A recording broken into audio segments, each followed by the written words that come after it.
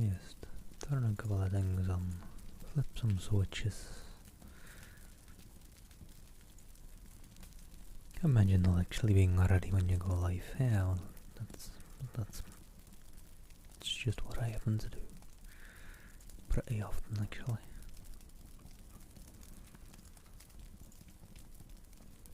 It knows kinda the game we always play.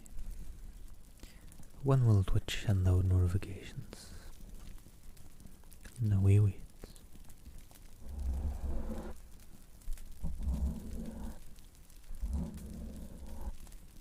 Well, there's one. Hello, JD. How are you doing? You're doing well. Yeah, no worries. I don't even really look who all is on right now. Who all is on?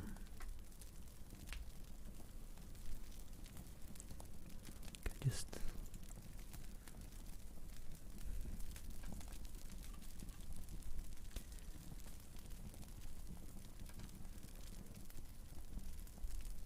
oh, nice. I see this is live at least.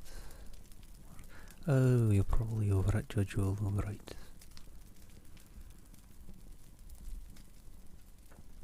And Foximus' life. That's about all I've got though. Oh, Sandra Sweetie's life as well. Didn't even really look. I've been pretty tired, and then his marriage is making me even more tired during work. Not quite the way to go. So I've not really been watching much ASMR lately.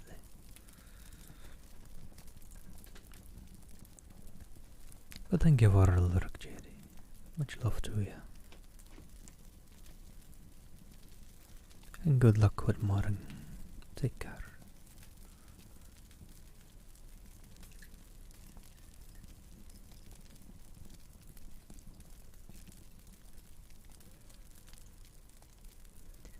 And well, the lovely great thing about me, not streaming much the last couple of days. I don't really expect many people to show up today. I think a pretty noticeable dip was already quite seeable in the other last stream.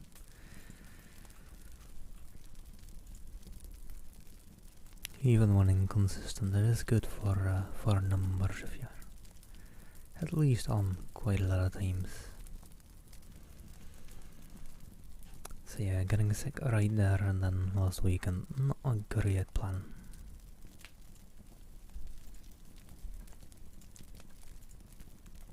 But I will, whatever happened, happened.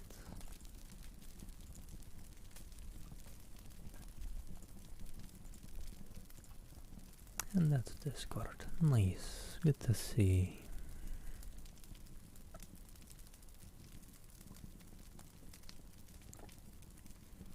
Hello, Pycons. Hope you're doing well.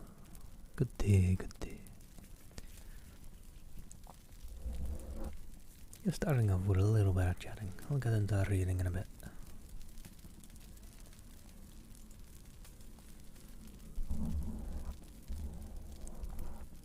Yes, yeah. It's not too loud. Not a tractor driving on by.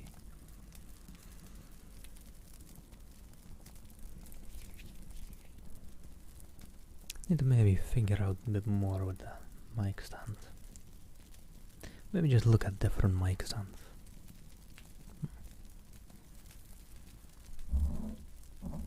In due time, in due time. There's this one, I mean you can kinda see it going across here. It's a little bit in the way. Not like entirely in the way, but prone of getting it. Anyhow, 5 minutes of starting a Zoom time is quite enough, isn't it?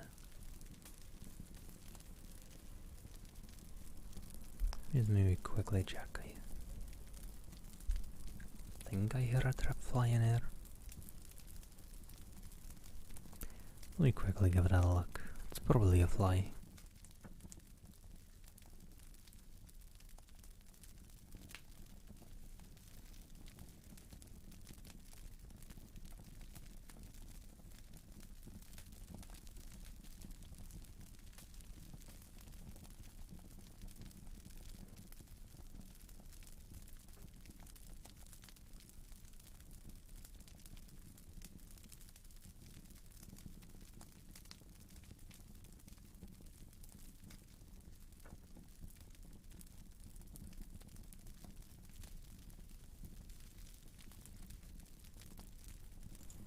There we go. Got the fly out.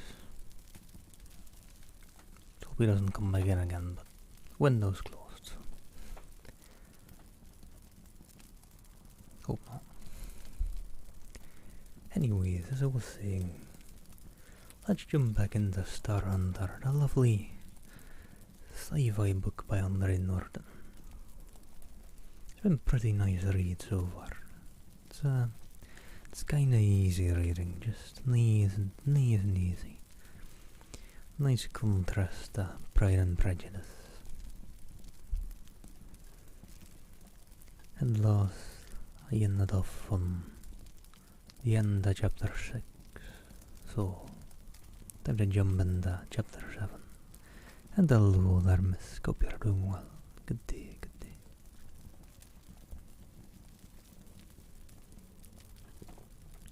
Finally streaming again for a bit. I need to be better about streaming more, but need to also try and retain my sanity whilst wanting to stream more and streaming more. Need to properly figure out how to do all those things. Ah well. Let me jump into chapter 7. 'Twas some time before Hume found what he wanted, an islet in midstream, lacking any grove and rising to a rough pinnacle. The sides were seamed with crevices and caves, which promised protection for one's back in any desperate struggle. And they had discovered it none too soon, for the late afternoon shadows were lengthening. There had been no attack, just a trailing to herd the men to the northeast, and the range had lost the first tide pinch of panic, though he knew the folly of underestimating the unknown. They climbed with unspoken consent, going clear to the top, where they huddled together on a 4-foot table. Hume unhooked his distance lenses, browsed toward the rise of the mountains that he aimed them, not along the back trail. Range wiggled about, studied the river and its banks. The bees there were quiet, blue-green lumps, standing down on a river bank or squatting in the grass. Nothing. Hume lowered the lenses, held them before his broad chest as he still watched the peaks. What did you expect? Wrench snapped back. He was hungry, but not hungry enough to abandon the islet. Hume laughed shortly. I don't know. Well, I'm sure they are heading us in that direction. Look here, Wrench rounded him. You know this planet, you've been here before. I was one of the survey team that approved it for the guild. Then you must have combed it pretty thoroughly. How is it that you didn't know about them? He gestured to their pursuers. That is what I would like to ask if you assured the experts right about now. Hume returned. The verifiers registered no intelligent native life here. No native life. Wrench chewed it over, came up with the obvious explanation. Alright, so then maybe our blue-backed friends are imported.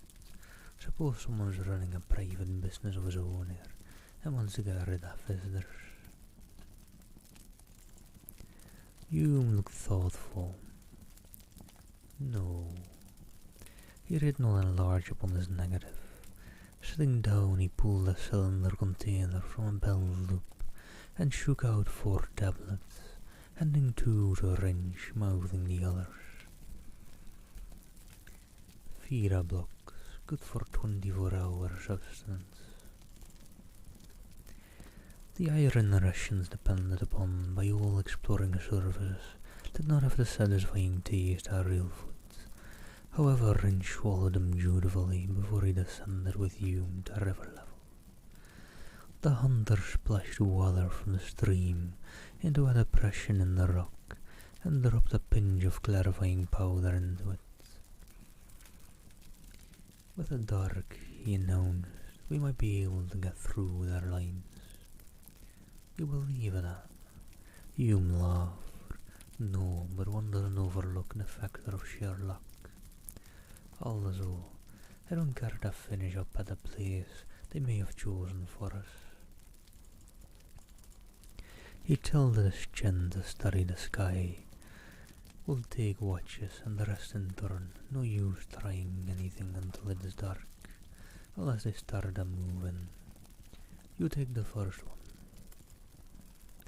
As Range nodded, Hugh matched back into a crevice, as a shelled creature withdrawing to natural protection, going to sleep as easily as if he could have controlled that state by will. Watching him curiously for a second or two before climbing up to a position from which Range judged he could see all sides of the refuge, determined not to be surprised.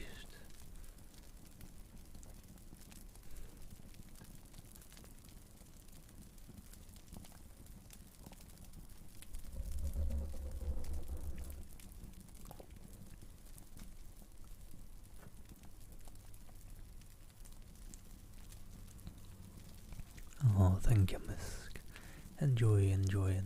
Sleep well if you're off in a bit. It is nearing sleepy time, eh? You must get some sleep in due time. Are you going for 7 AM again?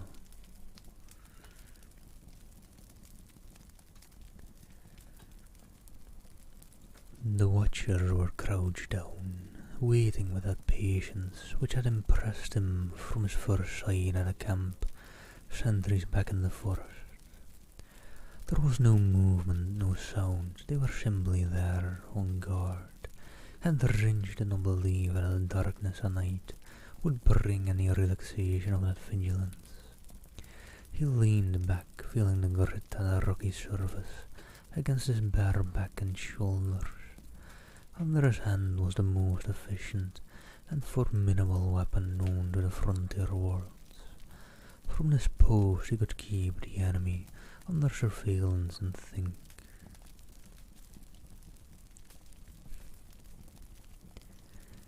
Hume had him planted there. In the first place, provided with the memory of Range Brody, the reward for him was to be 1,000,000,000 credits. Too much starve work had gone into his conditioning for just a small stake. So Range Brody was on Jamala, and Hume had come with witnesses to find him. Another part of his mind stood aloof now, applauding the clearness of his reasoning. Range Brody was to be discovered, the castaway on Jamala. Only matter had not worked out according to Hume's plan. In the first place, he was certain he had not been intended to know that he was not Range Brody. For a fleeting second he wondered why the conditioning had not completely worked, then went back to the problem of his relationship with Hume. No, the outhunter had expected a castaway who would be just what he ordered. Then this affair at the Watchers, creature the Guildman had not found there a few months ago, Range felt a small cold chill along his spine. Hume's game was one thing, something he could understand, but a silent beast were another, and somehow far more disturbing threat. Range edged forward, watching the mist on the water, his brain striving to solve this other puzzle as neatly as he thought he had discovered the reason for his scrambled memories and his being on Jamala. The mist wasn't at a danger, thick enough, and those watchers could move in under its curtain. A needler was efficient, yes, but it could wipe out only an enemy at which it was aimed. Blind cross-sweeping with its darts would only exhaust a clip without results, save by lucky chance.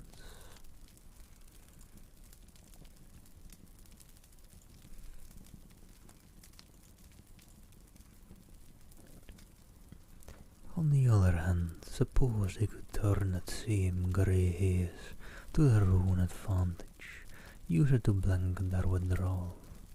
He was about to go to Hume with that suggestion when he sighted a new move in the rut barrow with the aliens.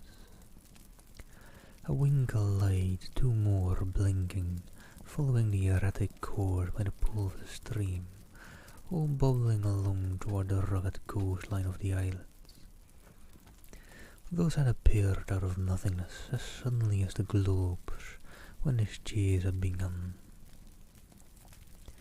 The globes and the winking lights on the water connected in his mind, argued new danger. Ringe took careful aim, fired a dart at one which had grounded on the pointed tip of the rocks where the river current came together after its defection about the island. For the first time Ringe realized those things below were moving against the current. They had come upstream as if propelled. He had fired and the light was still there, two more coming in behind it, so that now there was an irregular cluster at them, and there was activity on the water, washed rocks before them.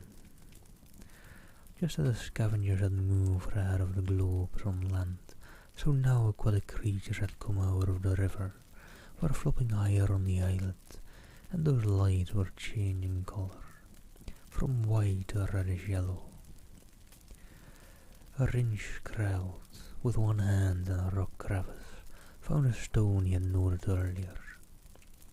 He hurled that at a cluster of light. There was a puff of brilliant red. One was gone. Something flopping on the rocks gave a mewling cry, and somersaulted back into the water. Then a finger a mist drew between Ringe and the lights, which were now only faint, glowing patches. He swung down from his perch, shook Hume awake. The out-hunter made an instant return to full consciousness, which was another defence for the men who lived long on the rim of wild worlds. What? Ringe pulled him forward. The mist had thickened, but there were more of those, over its light at water level, spreading down both sides of the point, forming a wall. Dark forms moved out of the water ahead of them, flopping on the rocks, pressing higher, towards the ledge where men stood.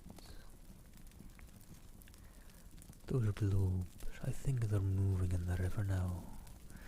Ringe found another stone, took careful aim, and smashed the second one.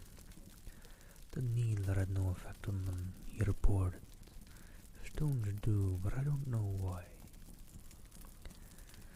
They searched about them in the crevices for more ammunition, laying up a line of fist-sized rocks, while the lights gathered in, spreading farther and farther down the shore of the islet.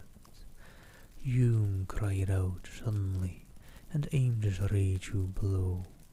The lance of its blast cut the dark as might have bored the lightning.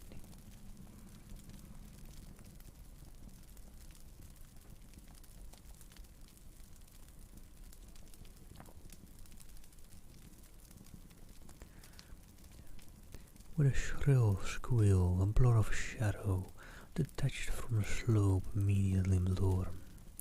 A foul musky scent now mingled with a stench of burning flesh, set him coughing. Hello there, be Magnesium. Hope you're doing well. Good day to you.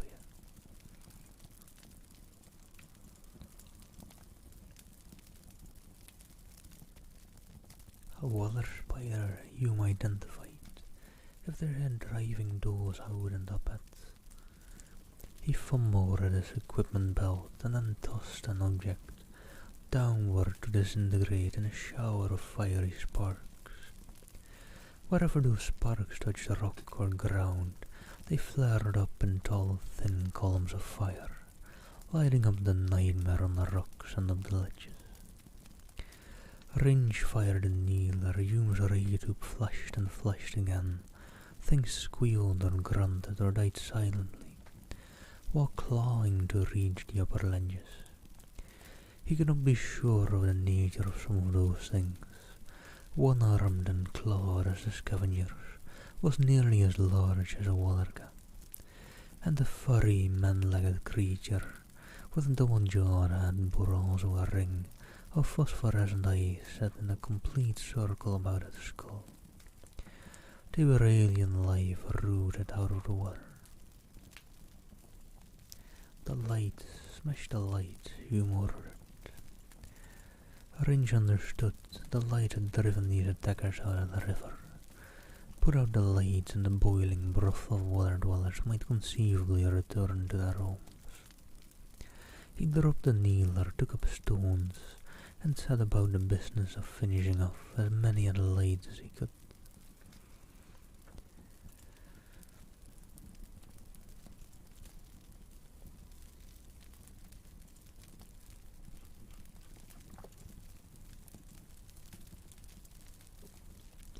Hume fired into the crawling mess, pausing only once to send another of those flame bombs crashing to illuminate the scene.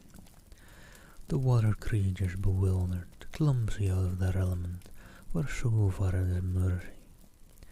But their numbers, despite the piling death, were still in danger's threat. Ringe toward gaping holes in that line of lights, but he could see through the mist more floating sparks gathering to take their places, perhaps herding before them more other things to attack. Except for those few gaps he had wrought, the islet was now completely enveloped. Hume's voice arose in a roar of anger and defiance. He stepped his ray down at a spot just below their ledge. A huge segmented taloned leg kicked, caught on the edge of the stone at the level of their feet, twisted the luffer again and was gone. Up Hume ordered, to the top. Ringe caught up 2 handfuls of stones, holding them to his chest, with his left arm as he made a last cast, to see one light puff out in answer. Then the boat scrambled onto that small platform at the top of the islet. By the aid of the burning flame torches the hunter had set, they could see that most of the rocky slopes below them now squirmed with a horrible mess of water life. Where Hume had fired his ray, there was fierce activity, as the living feasted on the slain and quarrelled over the bounty, but from other quarters the crawling advance pressed on. I have only one more flame flare, Hume stated. One more flare, then they would be in the dark with the mist hiding the most forward-moving enemy. I wonder if they are watching out there, Ringe scowled into the dark. They, or what sent them, they know what they are doing. You mean, they must have done this before? I think so. That little bee back there, it made a good landing, and there are supplies missing from its lockers. Which you removed, Ringe countered. No, there might have been real castaways landed there. Not that we found any trace of them. Now I can guess why. And hello, Tactical Nerd. Thank you for the lurk. Have a good day. Enjoy the lurk. But you guildmen were here, and you didn't run into this. I know. Hume sounded baffled. Not a sign then. Ringe threw the last of the stones, heard it clink harmlessly against the rock. Hume balanced an object on the palm of his hand. Last flare. What's that over there? Ringe had sighted the flashing out of the dark from the river bank, making a pattern of flickers which bore no relation to the infernal lights at the water's edge. Hume's ray tube pointed skyward as he answered with a series of short bursts. "Take cover." The call came weirdly out over the water, the tone dehumanized. Hume cupped his mouth with one hand, shouted back, "We're on top, no cover." Then flattened down, we're blasting. They flattened, lay almost in each other's arms, curled on that narrow space. Even through his closed eyelids, Ringe caught the flash of vivid man-made lightning, crashing first on one side of the islet, and then on the other, and sweeping every crawling horror out of life into odorous ash. The backlash of that blast must have caught up the majority of the lights also, for when Ringe and Hume cautiously sat up, they saw only a handful of widely scattered and dulling globes below. They choked, coughed, or rubbed, watering eyes as the fumes from the scorched rocks wreathed up about their perch.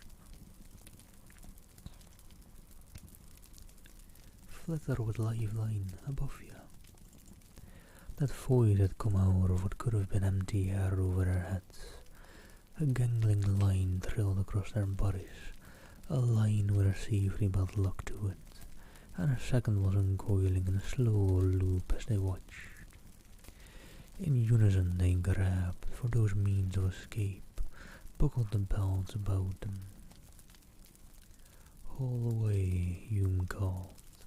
Their lines tightened, their bodies swung up, clear of the blast of the river island, as their unseen transport headed for the eastern shore. Alright, let me quickly adjust my chair before jumping in that chapter 8.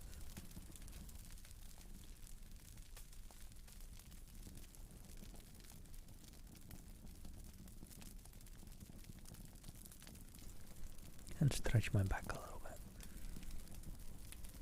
Hey, tactical nerd, how are you doing? Hope you are enjoying your day. Hope it's a nice and relaxing day. Oh, that's alright, tactical nerd, I don't mind.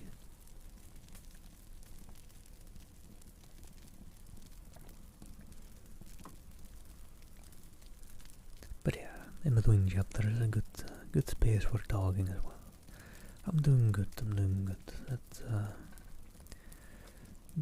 Ended up getting sick late Saturday, and didn't notice too much of it anymore the last couple of days. It already was off Sunday after resting, but I ended up quite exhausted. I don't know, the body was probably still healing and using a lot of energy on that. So my last couple of days have been very sleepy, a bit tired, still a bit exhausted of it, but oh well. At least I'm not sick anymore, not feeling it at least. Yeah, healing is good, so I'll take it.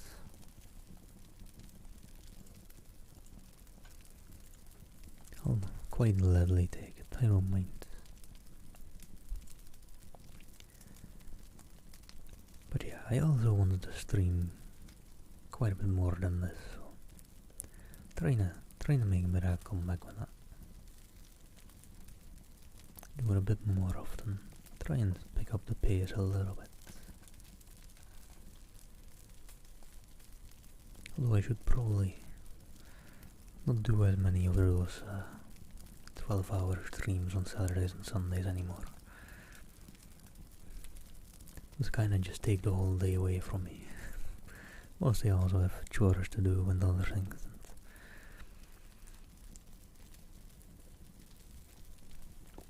It's not the greatest in my overall week planning, if I do. Although I love those streams as well, to be honest. Just nice long stream. In for a long haul. Oh, well, thank you, Tactical Nerd, thank you. Glad you're enjoying them. Glad they maybe of help.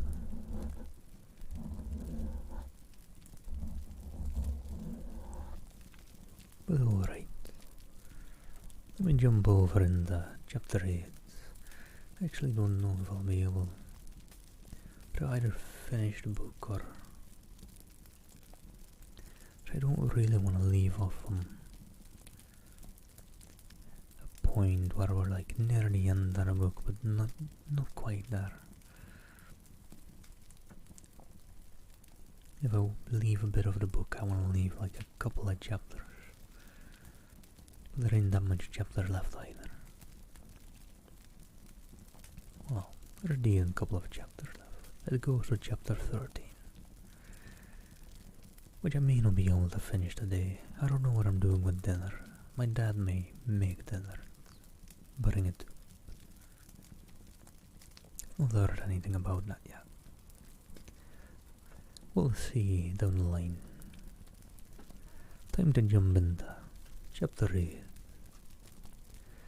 A subdued but steady light all around him issued from stark grey walls. He lay on his back in an empty cell room, and he'd better be on the move before Darvo comes to enforce a rising order with a powerful kick or one of these backhanded blows, which the Salarkin used to reduce most humans to helpless obedience. Fi blinked again, but this wasn't the scubby hole of the starfall. His nose as well as his eyes told him that there was no hint of uncleanliness or corruption there. He sat up stiffly, looked down at his own body in dull wonder. The only covering on his bare brown self was a white skilled belt and a loincloth. Clumsy sandals shod his feet, and his legs up to thigh level were stripped with healing scratches and blotched with bruises. Painfully with mental processes stiff as his arms and his legs, he tried to think back. Sluggishly, memory associated one picture with another. Last night or yesterday, Ringe Brody had been locked in here, and here was one of the storage compartments of a spear belonging to a man named Was. It had been Was's pilot in the flitter, which snaked him from the river islet, where the monsters had besieged him. This was a concealed fortified camp.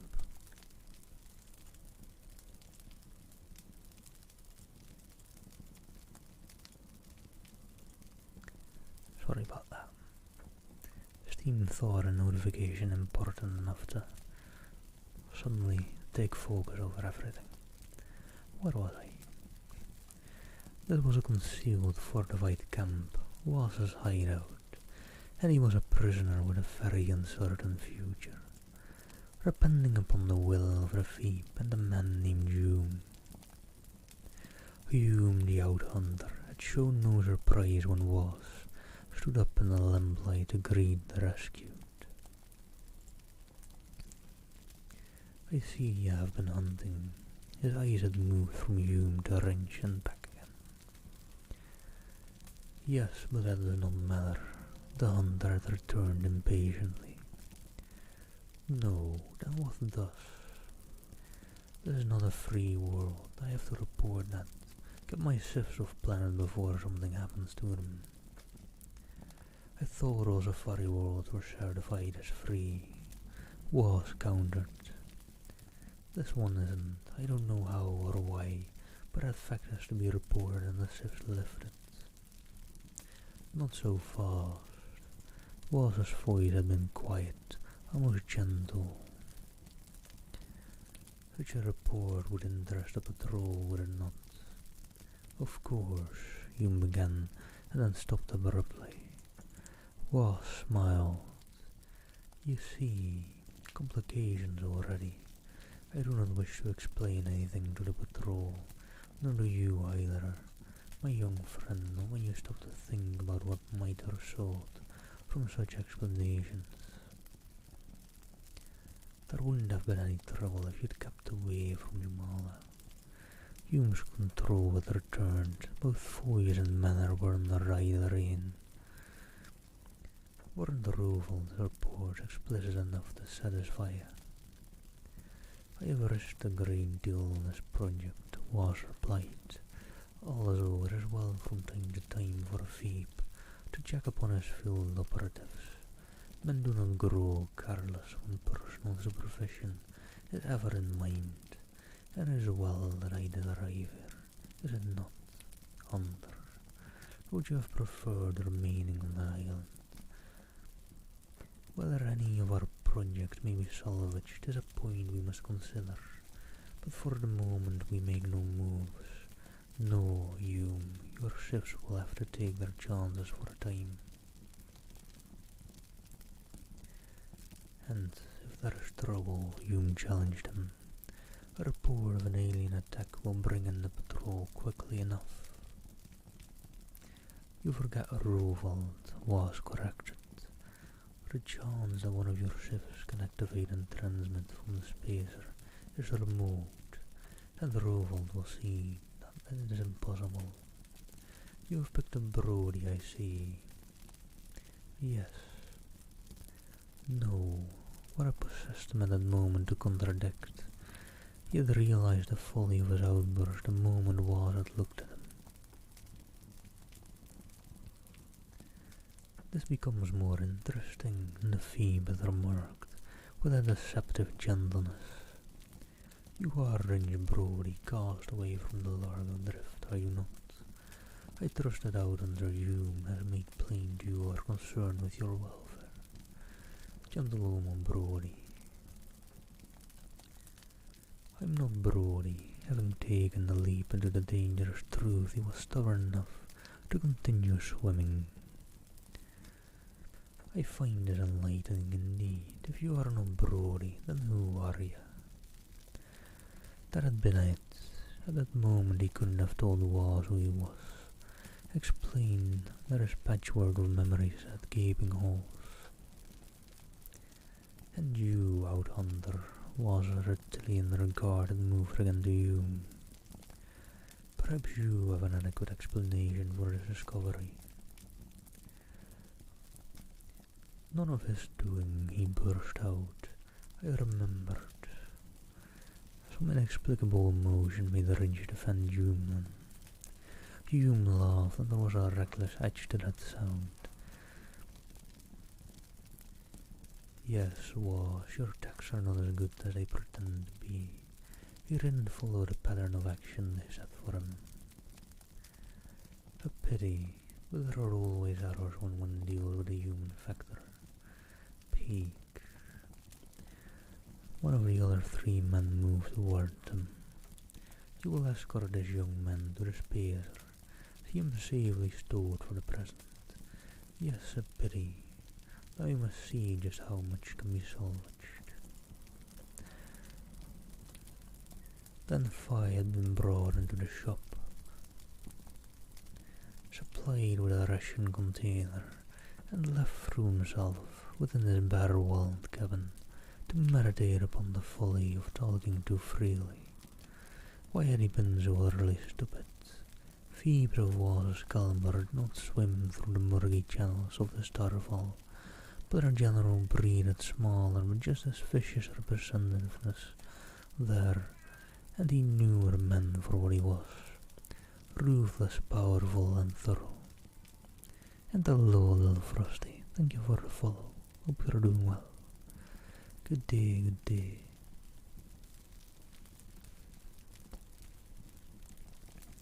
A sound, slight but easily heard in the silent vacuum of the storage cabin, alerted him. The crack of the sliding panel door opened, and Fi crouched, his hand cupping the only possible weapon, the ration container. Hume edged through, shut the door behind him. He stood there, his head turned, so his ear rested against the wall. Obviously he was listening.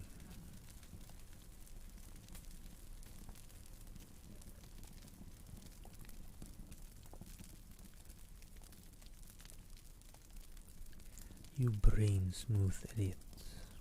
The hunter's voice was a threat of whisper.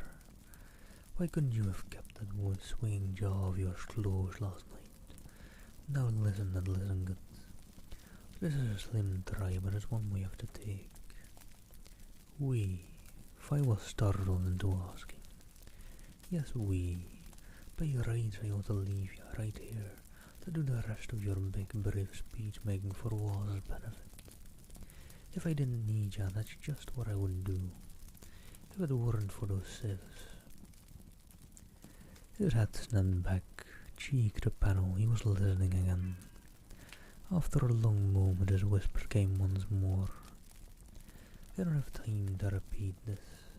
In about 5 minutes Peak will be here with the rations.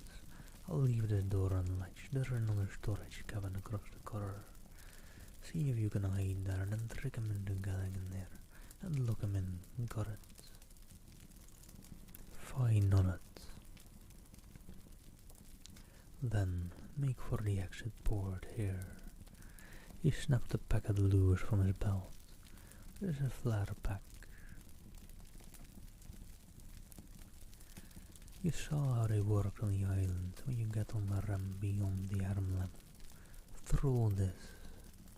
It should hit a camouflage barrier, and the result ought to hold their attention. Then you head for the flitter, understand? Yes. The flitter, yes, that was the perfect escape.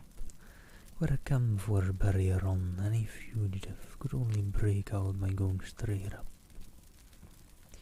Hume gazed at him soberly, listened once more and then went. Fi counted a slow 5 before he followed. The cabin across the corridor was open, just as Hume had promised. He slipped inside, wearied. Peak was coming now. The metallic plates on his space boots clicking in the regular pattern of sound. He earned another ration container and crooked it in his arm as he snapped up the lock bar on the other cabin. There was an exclamation of surprise. Fi went into action. His hand, backed by all the strength of his thrusting arm, thumbed between Peak's shoulders, sending him staggering into the prison compartment, before the other could recover either his balance or his wits. Fi had the panel shut and the bar locked into place. He ran down the corridor to the wall ladder, swung down its rungs with an agility born of necessity. Then he was in the airlock. Getting his bearings, the flitter stood to his left, the flashing arm lamp where men were gathered to his right. Fi stepped down the ramp. He wiped his sweating hand across his thigh. There had to be no failure in the tossing of the flare pack. Choosing a spot not directly in line with the lamp, but near enough to dazzle the men, he rolled it with all force he could muster. Then he was running down the ramp forward to the area of the ship. There was a flash, shouting. Fi curbed the impulse to look back and darted for the flitter. He jerked open the cabin compartment, scrambled into the cramped space behind the pilot's seat, leaving that free for Hume's quick entrance. More shouting. Now he saw the lines of fire wavering from earth to sky along the barrier. Hello there in the hope you're doing well. Good day to you.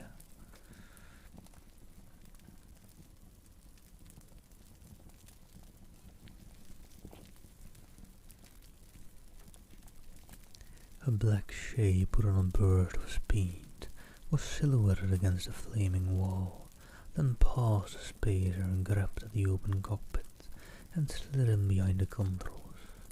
Hume pulled the levers with flying fingers. They arose vertically at a pace which practically slapped Fi's stomach up into the lower regions of his throat. The searing line of at least one blast that reached after them. Too slowly, too low. He heard Hume grunt, and they again leaped higher. Then the hunter spoke. Half an hour at most. The safari camp. Yes.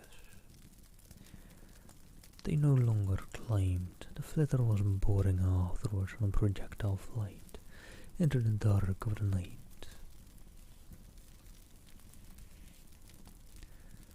Other duels, if I suddenly leaned forward, and some of the stars across the space void broken free from their fixed orbits, flecks of light moving in an arc, headed towards the speeding flitter. Hume hit a button, again they arose in a violent leap above those wandering lights, but ahead on this new level more such dots flocked, moving fast to close in on the flyer. Astray the rim course, Hume muttered, more to himself than Fye. Again the flyer drove forward in a rising thrust of speed. Then the smooth purr of the propulsion unit faltered, broke into protesting coughs. Hume worked over the controls, beads of sweat showing on his forehead and cheek in the gleam of the cabin light. Daring out, he brought the flitter around in a wide circle, the purr smoothed out once more in a steady, reassuring beat. Outrun them. But 5 feared they were back again on the losing side in a struggle with the unknown alien power, as they had been herded along the river, so now they were being pushed across the sky towards the mountains. The enemy had followed them aloft. Some core of stubborn will in Hume would not yet allow him to admit that. Time and time again he climbed higher, always to meet climbing, twisting, spurting lines of light, which reached on the engine of the flitter and threatened it with complete failure. Where they were now in relation to Wall's camp or that of the safari, Fye had no idea, and he guessed that Hume could not be too certain. Hume switched on the flitter's comm unit, tried a channel search until he picked up a click of signal. The automatic reply over the safari camp. His fingertip beat out in return to danger warning. Then a series of code sounds in to give an edited version of it must be guarded against. Walls as a man in your camp, his skin is in just as much danger as the rest. He may not relay it to the patrol, but will keep the force barrier up and the sifts inside. Anything else will be malicious neglect and the murder charge when the guild check tape goes in. This call is on the spacer tape now, and will be part of that. He wasn't specifically altered. He can't possibly alter such a report, and he knows it. This is the best we can do now. We're close to the mountains, aren't we? Do you know how much about this part of the country? Fye persisted. Hume's knowledge might be their only hope. Flew over the range twice, nothing to see. But there has to be something. If there is, it didn't show up during our survey. Hume's voice was dull with fatigue. You're a guildman, you've dealt with alien life forms before. The guild doesn't deal with intelligent aliens, that's XT patrol business. We don't land on any planet with unknown intelligent life forms. Why should we court role?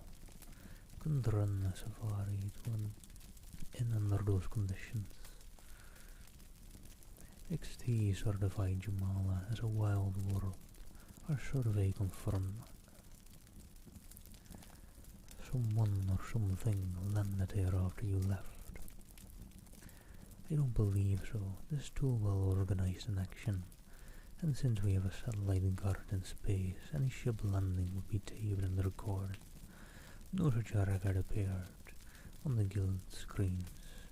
One small spacer such as Wallace could slip through by no procedure, just as he did. But to land all those beasts and equipment, they need a regular transport. No, this must be native. A small red light answered on the central board. Raider Warnoff, he explained. so they wouldn't end up smearing on some cliff face anyway, which was only small comfort amid terrifying possibilities. Hume had taken the precaution just in time. The light blinked faster and the speed of the flyer was checked as the automatic control triggered by the warn-off came into command. Hume's hands were still on the board, but a system of relays put safely the device into action with a speed pause at which a human pilot could initiate. They were descending,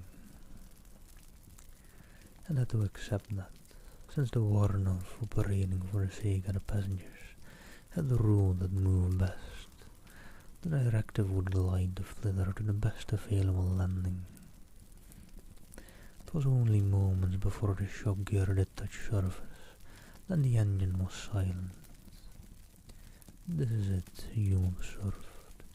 What do we do now, if I wanted to know? Wait. Wait, for what? Hume consulted his planet time watch in the light of the cabin. We have about an hour until dawn. If dawn arrives here at the same time it does in the plains, I don't propose to go out blindly in the dark. It does in the... which made sense, except to sit there, quietly in their cramped quarters, not knowing what might be waiting outside, was an ordeal I found increasingly harder to bear. Maybe Hume guessed his discomfort.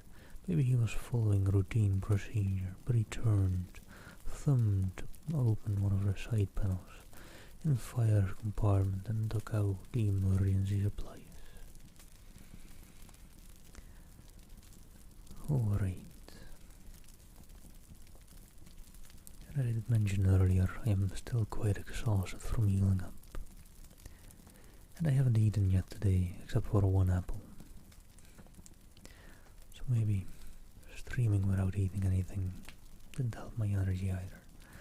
Let me quickly grab a quick snack, little 2-minute break or so, just running up and down the stairs.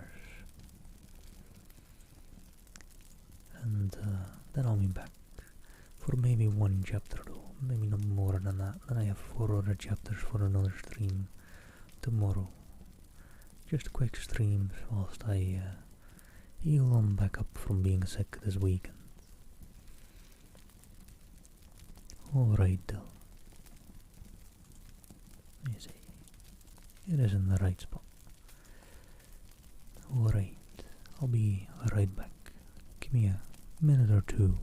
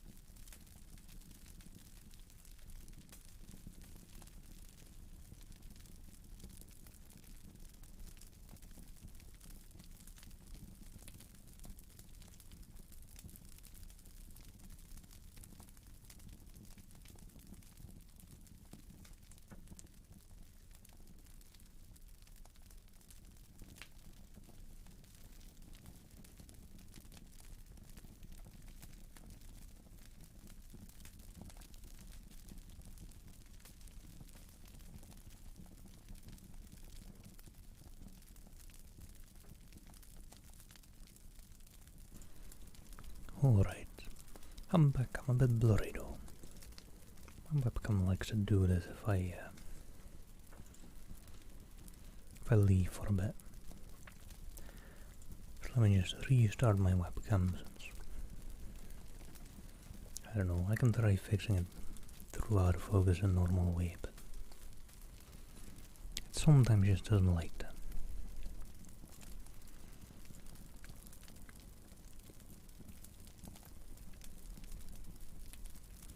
And alright.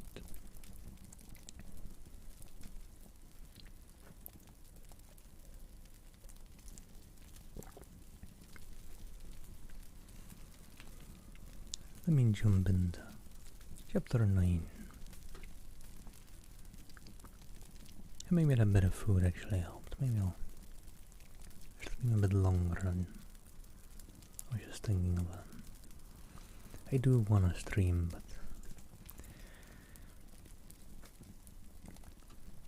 depends on my energy. They sorted the crash rations into small packs. A blanket of the water-resistant, feather-heavy Osakian spider silk was cut into a protective covering for Fi. That piece of tailoring occupied them until the greying sky permitted them a full picture of the pocket in which the flitter had landed. The dark foliage of the mountain growth was broken here by a ledge of dark blue stone on which the flyer rested. Good day to you, by the way, as well, though. Hadn't said that yet. Hope you're doing well.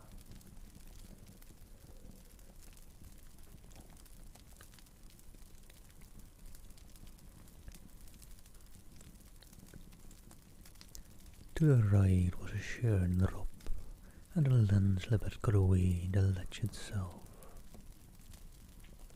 A few feet behind the flitter, there was only a steadily narrowing path ahead, slanting upward.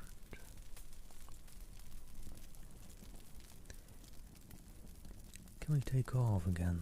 Fi hoped to be reassured that such a feat was possible. Look up. Fi, backed against the cliff wall, stared up at the sky. Well above them those globes still swam in unworried circles, commanding the air lanes. Hume cautiously approached the outer rim of the ledge, was using his distance glasses to scan what might lie below. No sign yet. Fi knew what he meant. The globes were overhead, but the blue beasts, or any other far hand those balls might summon, had not yet appeared. Shouldering their packs, they started along the ledge. Hume had his ray tube, but Fi was weaponless. Unless somewhere along their route he could pick up some defensive and offensive arm. Stones had burst the lights of the islet. They might prove as effective against the blue beasts. He kept watch for any of the proper size and weight.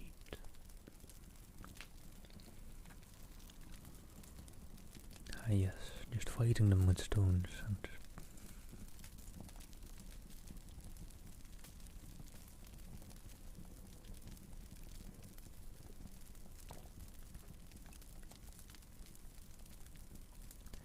The ledge narrowed.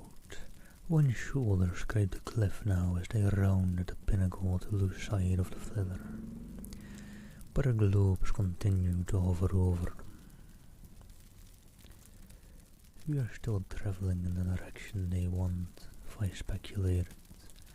Hume had gone to hands and knees to negotiate an ascent, so steep he had to search for head and toe holds. When they were safely past that point, they took a breather, and Fi glanced aloft again. Now the sky was empty. We may have arrived, or are about to do so, said Hume. Where? Hume shrugged. Your guess is as good as mine, and both of us can be wrong. The steep ascent did not quite reach the top of a cliff around the face of which the ledge curled. Instead their path now leveled off and began to widen out, so that they could walk with more confidence. Then it threaded into a crevice between two towering rock walls and sloped downward. a path unnaturally smooth, Fi thought, as if shaped to funnel wayfarers on, and they came out on the rim of a valley centred with a wood-encircled lake. They stepped from the rock of the passage onto a springy turf which gave illicitly to their threads. Five sandals struck a round stone. It started from its bed in the black-green vegetation, turned over so that the round pit stared eyelessly up at him. He was faced by the fleshless grin of a human skull. Hume went down on one knee, examined the ground growth, and gingerly lifted the lace of vertebrae, forming a spine that ended in a crushed break, which he studied briefly before he laid the bones gently back into the concealing cover of the mossy stuff. That was done by teeth. The cup of green valley had not changed. It was the same as it had been when they had emerged from the crevice, but now every clump of trees, every wind-rippled mound of brush promised cover.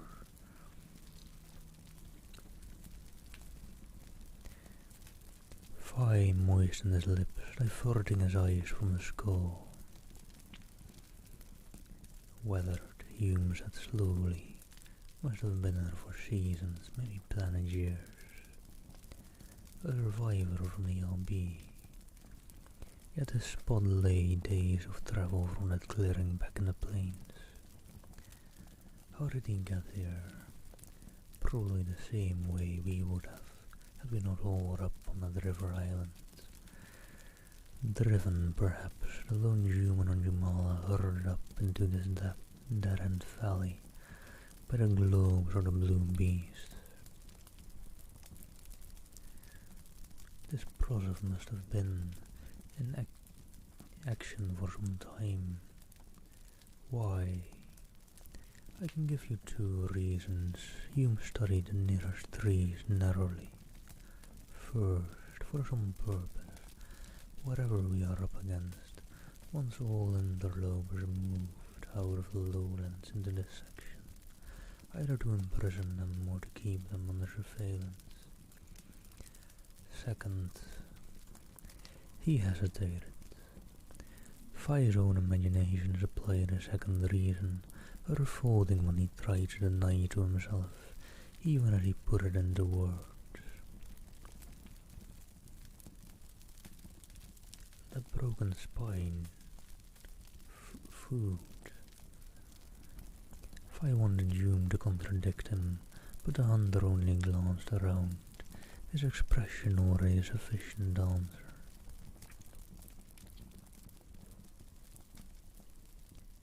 Let's get out of here.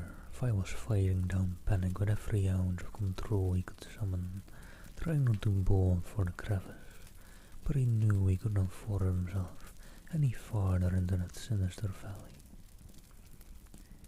If we can, Hume's words lingered direly in his ears. Stones had smashed the globes by a river. If they still waited out there, Fi was willing to try and break them with his bare hands, should escape demand such action. You must have agreed with those thoughts. He was already taking long strides back to the cliff entrance. But that door was closed. Hume's foot was raised. For the last step toward the crevice corridor struck an invisible obstruction. He reeled back, clutching at Fi's shoulder. Something is there. The younger man put out his hand questioningly. What his fingers flattened against was not a tight, solid surface, but rather an unseen, elastic curtain which gave a little under his prodding and then drew, taut again.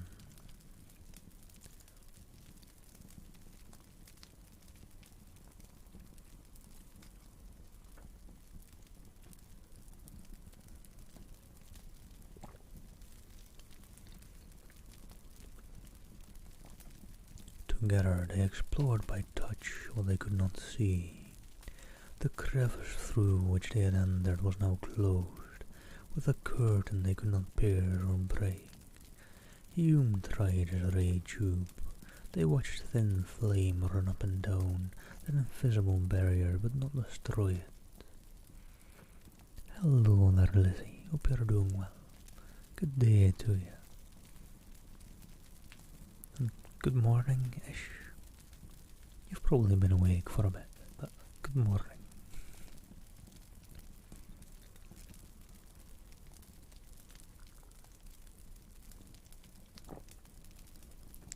Hume relubed the tube. Their trap is sprung. There may be another way out, but Fi was already despondently sure there was not. Those who had rigged this trap would leave no portholes, but because they were human and refused to accept the inevitable without a fight, the captives set off. Not down into the curve of a cup, but along its slope. And hello there, the noobler. Thank you for a follow. Good day to you. Tongues of brush and tree clumps brought about detours, which forced them slowly downward. They were well away from the crevice when Hume halted, flung up a hand in silent warning. Phil listened, trying to pick up the sound which had alarmed his companion. It was as Fi's trained to catch a betraying noise that he was first conscious of what he did not hear. In the plains there had been squeaking, humming, chitterings, the vocalizing of myriad grass dwellers. Here, except for the sighing of the wind and a few insect sounds, nothing. All inhabitants bigger than a Jumalan fly might have long ago been routed out of the land. To the left, Hume faced about. There was a heavy thicket there, too stoutly grown for anything to be within its shadow. Whatever moved must be behind it. Fi looked about him frantically for anything he could use as a weapon. Then he grabbed at a long bush knife. In Hume's belt sheath, 18 inches of trivaled steel gleamed wickedly, its hilt fitting neatly into his fist as he held the point up, ready. And Lizzie, thank you for keeping me hydrated.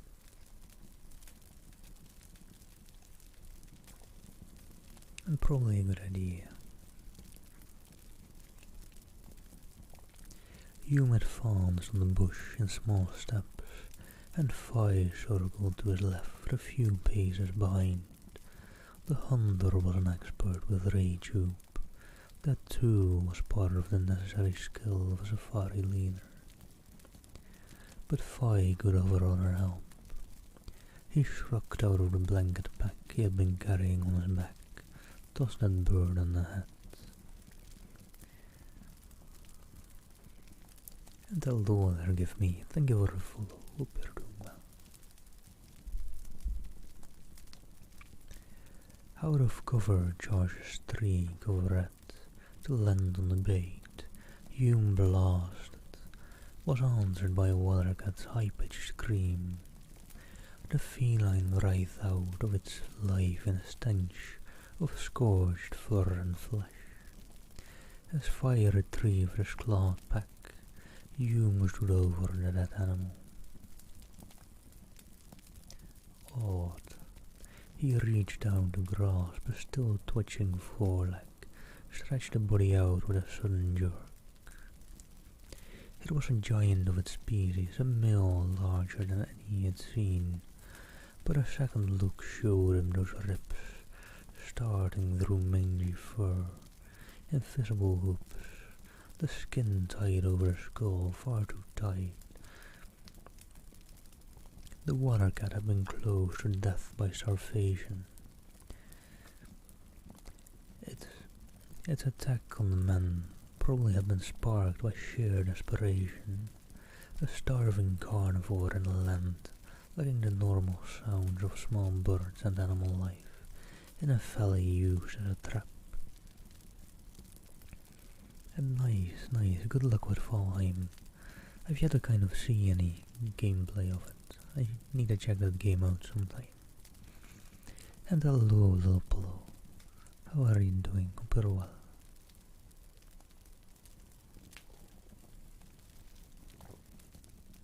No way out, no food. Five fitted one thought to another loud. Yes, pin the enemy up. Let them finish off one another. But why fight a moment? Least trouble that way. There are plenty of water cats down in the plains. All of them couldn't be herded up here to finish each other off. It would take years, centuries. This one's capture may have been only incidental, or done for the purpose of keeping some type of machinery in working order. Hume replied, I don't believe it was arranged just to dispose of water cats. Suppose it was started a long time ago, and those who did it are gone. So now it goes on working without any real intelligence behind it. That could be the answer, couldn't it? Some process triggers into action when a ship sets down on this portion of Jumala. Maybe when one planet's under certain conditions only. Yes, that makes sense. Only why wasn't the first patrol explorer flaming in their god, and the survey team? We were here for months, cataloguing, mapping, not a whisper of any such trouble. Then that man, he's been here for a long time, and when did the Largo drift disappear? 5, 6 years ago, but I can't give you any answers, I have none. That brings a little break in the chapter. Let me just catch my breath for a sec.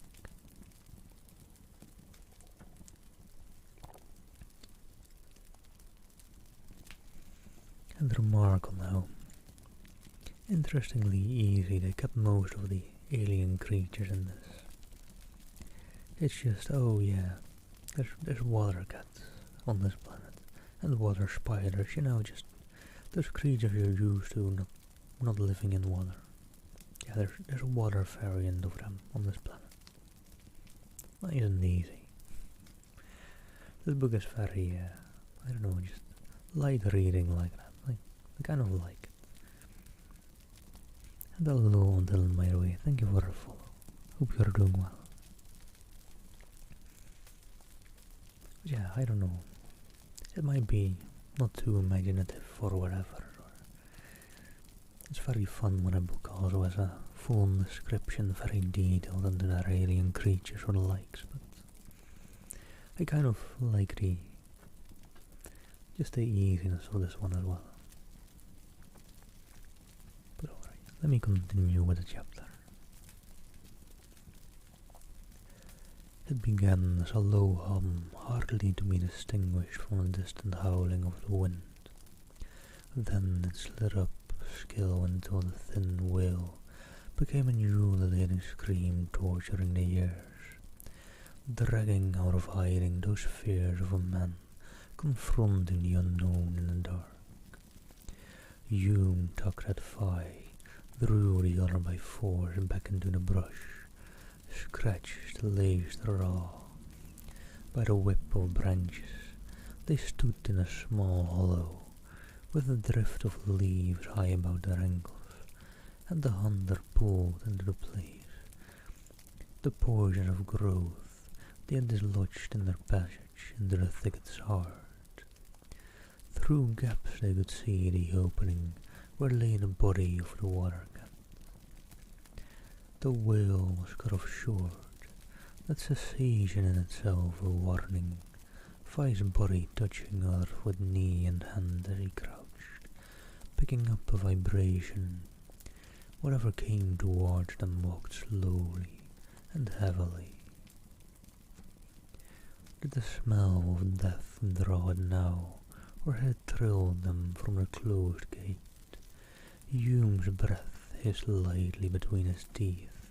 He was sighting the ray tube through a leaf gap. A snuffling heavier than a man's bending, a fast blood which was neither clearly palm or hand, swept aside the leaves and branches on the other side of a small clearing, tearing them casually from the shrubs. What shuffled into the open might be a cousin of the blue beasts, but where they had given only an impression of brutal menace, this was savagery incarnate, taller than June but hunched forward in its necklace outline. The thing was a monster, and over the round of the lower jaw, tusk protruded in ugly promise.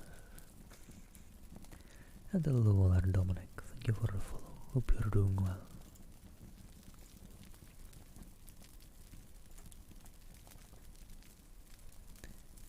Being carnivorous and hungry, it scooped up the body of the water cat and fed without any prolonged ceremony.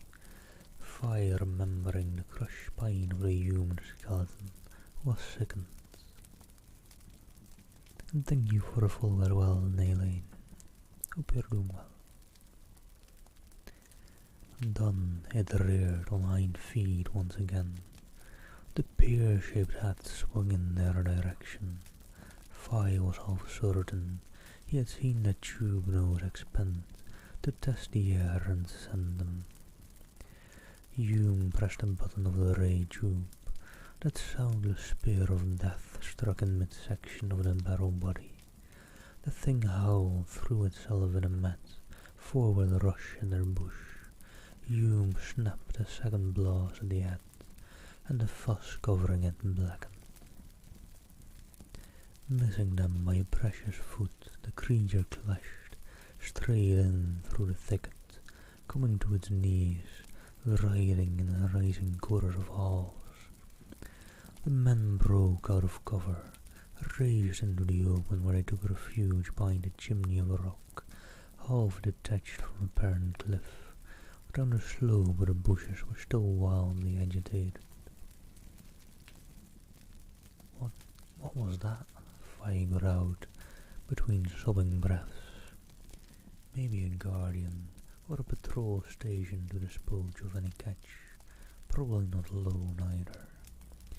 Hume fingered the ray tube, and I am down to one full charge, just one. Fi turned the knife he held around his fingers, tried to imagine how one could face up to one of those tusked monsters with only this for a weapon. But if that thing had companions, none were coming in answer to its dying wails. And after it had been quiet for a while, Hume motioned them out of hiding. From now on we'll keep to the open. Better see trouble line up before it arrives. And I want to find a place to hold up for the night. They trailed along the steep upper slope, and in time found a place where now the right stream had once formed the falls. The empty watercourse provided an overhang, not quite a cave but shelter. Gathering brush and stones, they made a barricade and settled behind it to eat sparingly of their rations.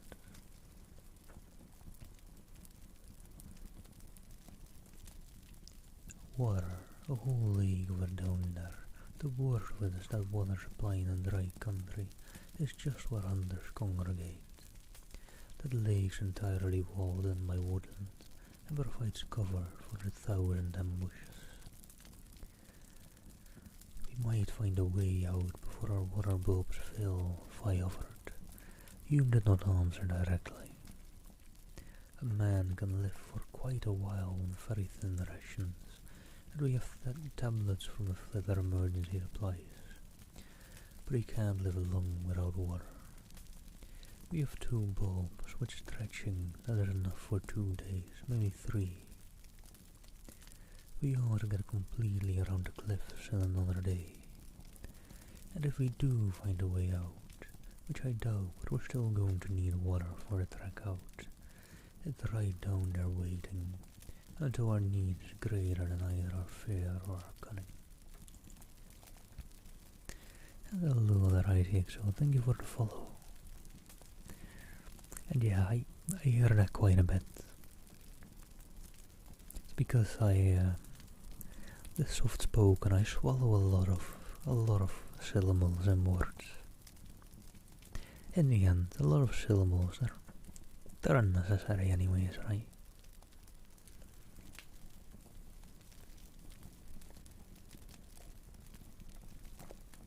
Not quite, but well, I get that a lot, so don't you worry. As long as it's relaxing,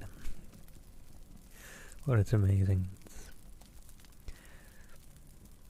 that's fine enough. Although it has been quite an interesting book and story as well. But I'll always suggest them and have links around the chat if anyone's interested in the book themselves. So sleep well then. Have a great night.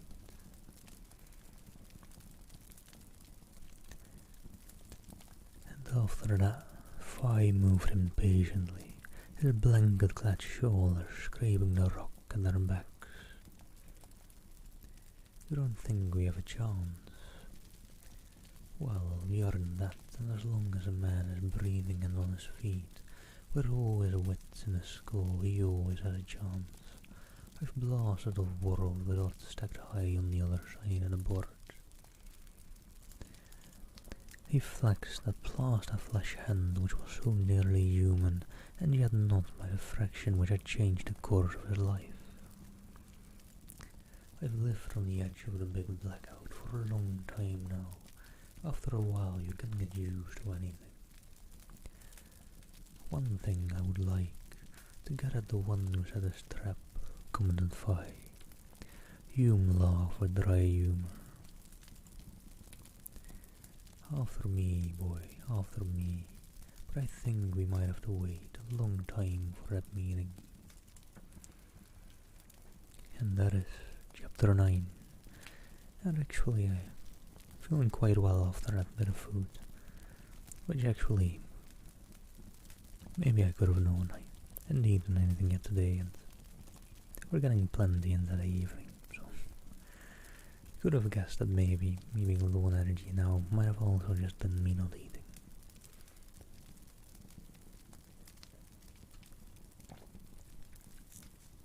So I think I'm just gonna try and see if I can finish this book tonight. And I don't know if I can. There's 4 chapters left. We'll see.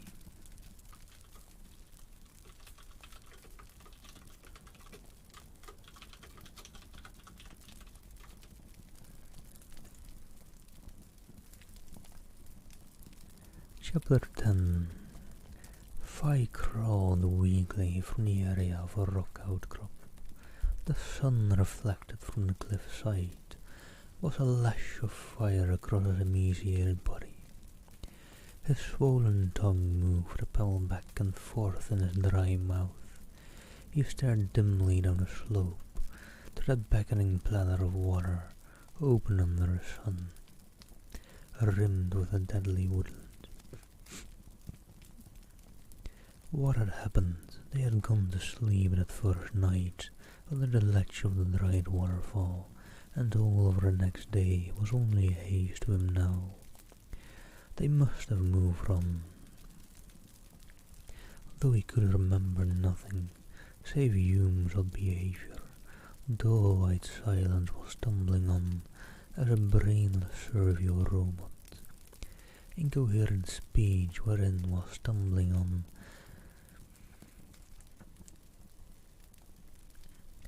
All the words came fast, running together unintelligibly, and for himself, patches of blackout. Oh my, getting quite into the survival of this. At some time they had come to the cave and Hume had collapsed, not arousing in answer to any of Fi's struggles to awaken him. How long they had been there, Fi could not tell now. He had the fear of being left alone in this place, with Waller perhaps, Hume could be returned to consciousness, but that was all gone. Fay believed he could scent the lake, that every breeze of the slope brought its compelling enticement. Just in case Hume might awake to a state of semi-consciousness and wander off, Fay tethered him with blanket bonds. Fay tested out Hume's knife, which had been painstakingly lashed to a trimmed shaft of wood, since he had emerged from that clouding of mind which still gripped the hunter. He had done what he could to prepare for another attack from any roving beast, and he also had Hume's ray tube, its single charge to be used only in dire need. Water, his cracked lips moved, ejected the pebble. Their 4 empty water bulbs were in the front of his blanket tunic, pressing against his ribs. It was now or die, because soon he would be too weak to make the attempt at all. He darted for the first end of bush downhill.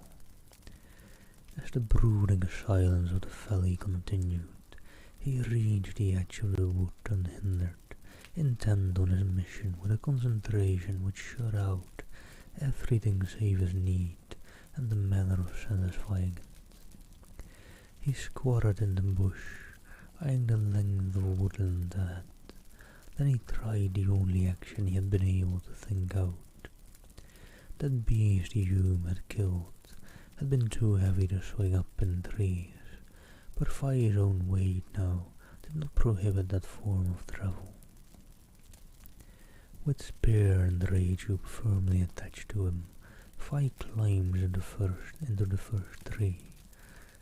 A slim chance, but his only defense against a possible ambush.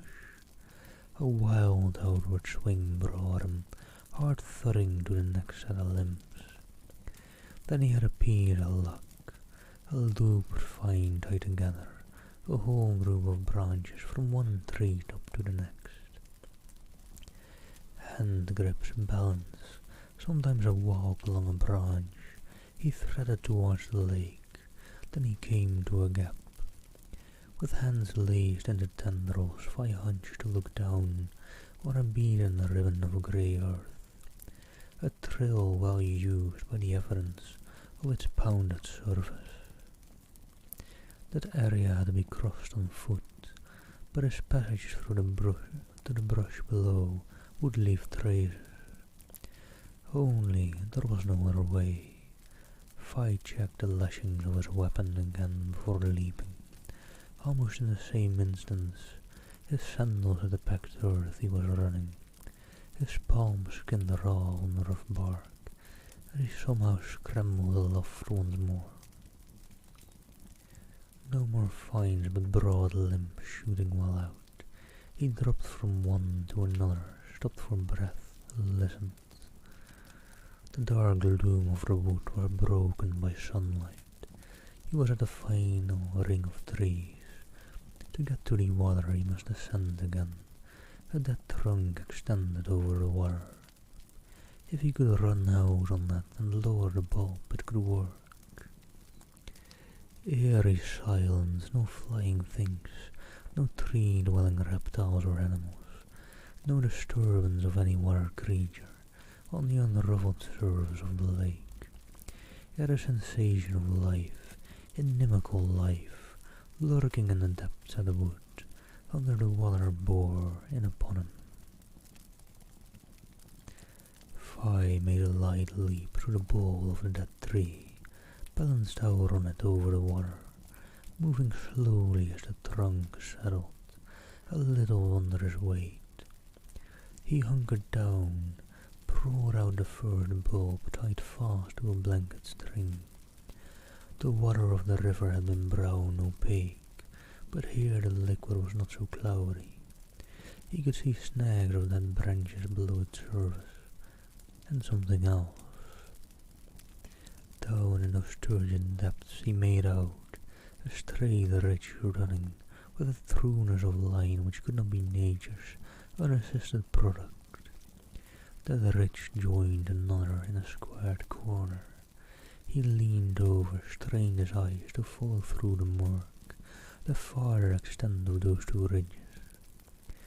Looked along both pointed protuberances aimed at the surface of the lake, like fangs in almost an open jaw. Down there was something artificially fashioned, which might be the answer to all their questions, but to venture into the lake himself he could not do it. If he could bring the outhunter to his senses, the other might find a solution to his puzzle. Hello there, Fox. I'm not feeling sick at least. I'm just very exhausted from recovering. Much love to you as well. Nice to see you. Hope you're doing well. You've been streaming quite a bit lately. I've lurked a bit during work, but can't lurk too much now that I'm pretty exhausted still from recovering. It's not a great combo for trying to stay awake for work. Five on his bulbs, working speedily, but still studying what he could see of the strange erection under the lake. He thought it was curiously free of silt, and its colour as far as he could distinguish, allowing for a dark hue of the water, was light grey, perhaps even white.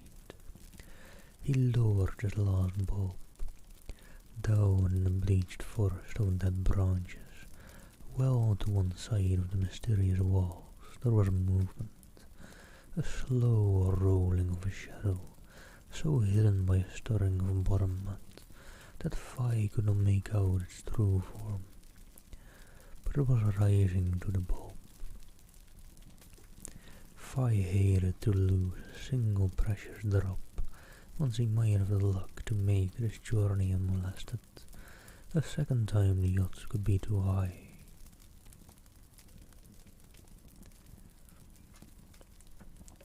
A flash, the slowly rising shadow was transformed into a whizzing spear of attack.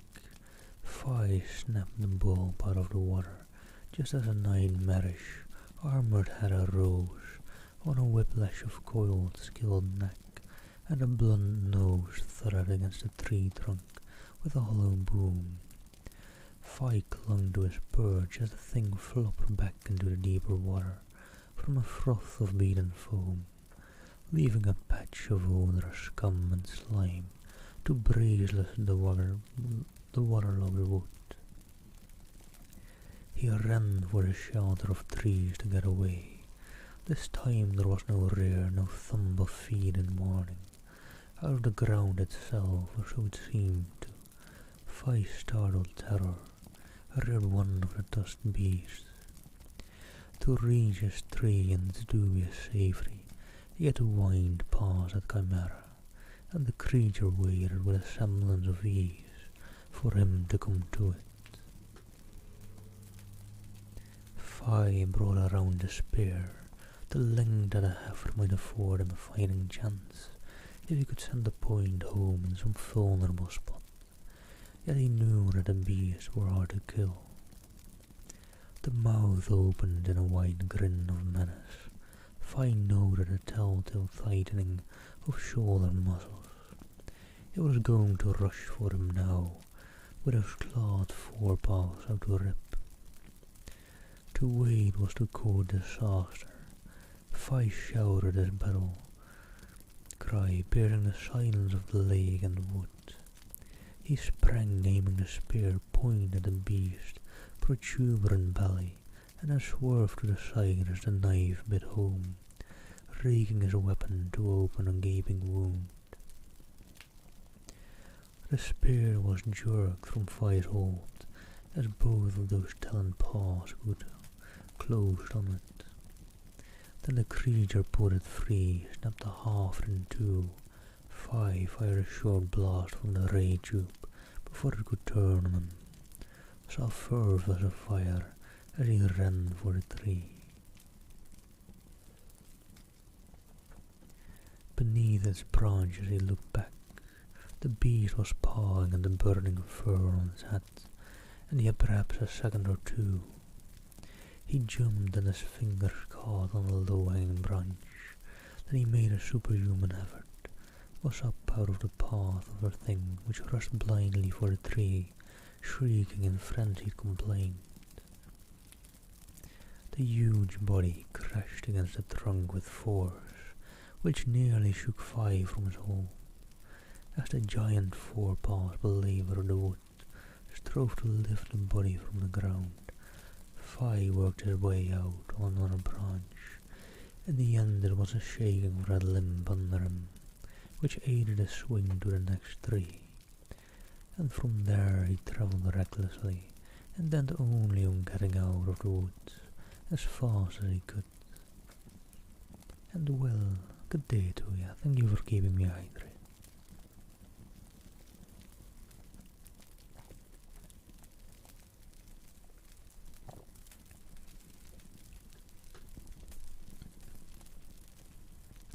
By the noise the beast was still assaulting the tree, and Fi marvelled at its vitality, for a belly wound would long ago have killed any creature he knew. Whether it could trace its flight aloft, or whether its howls would bring more of its kind, he could not guess, but every second he would gain was all important now. At the gap over the trail he hesitated. That path ran in the direction of the open, and to go on foot meant the possibility of greater speed. Well, thank you so much for the 500 biddies. Hope you're doing well. Much love to you, Will. And for the other 500 biddies, well, the greatest of loves and hugs to you. And hello there, Elizabeth. Hope you're doing well.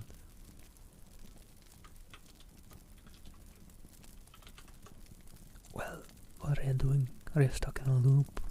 Get out of the loop. Let me just give a quick shout out to the lovely Elizabeth. But well, thank you so much for the biddies. Hope you're doing well. And if you all don't know the lovely Elizabeth yet, go give her a follow and show her some love. She's been trying for pardon a while now, I'm pretty sure, but Twitch just doesn't want to give it. I'm doing good, Will. It's been quite a day so far. Work was quite busy, but it's been lovely streaming again for a bit.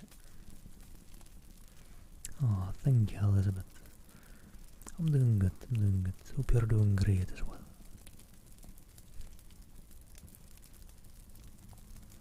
Let me see, where was I?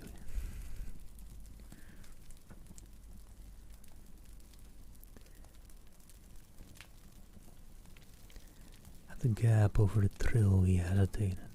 That path ran in the direction of the open, and to go on foot meant the possibility of greater speed. Fi slipped from the bow, hit the ground and ran. His ragged lungs full of air came in great gasps, and he doubted if he could take the exertion of more tree travel now. He raced down the path. And actually, you know, just spoiling something I've been thinking about if I ever get into editing for like YouTube and stuff. I've been thinking of like, if you're reading a story, you could edit in a whole lot of nice little sound effects, just ASMR sound effects some way. That might work, like hearing a bit of a chase. Maybe just some footsteps or something, light footsteps or the likes, I don't know. I think you could add in a whole lot of interesting things. But yeah, probably hard to do on a stream, so for that I'd really need to get into YouTube editing. Maybe someday.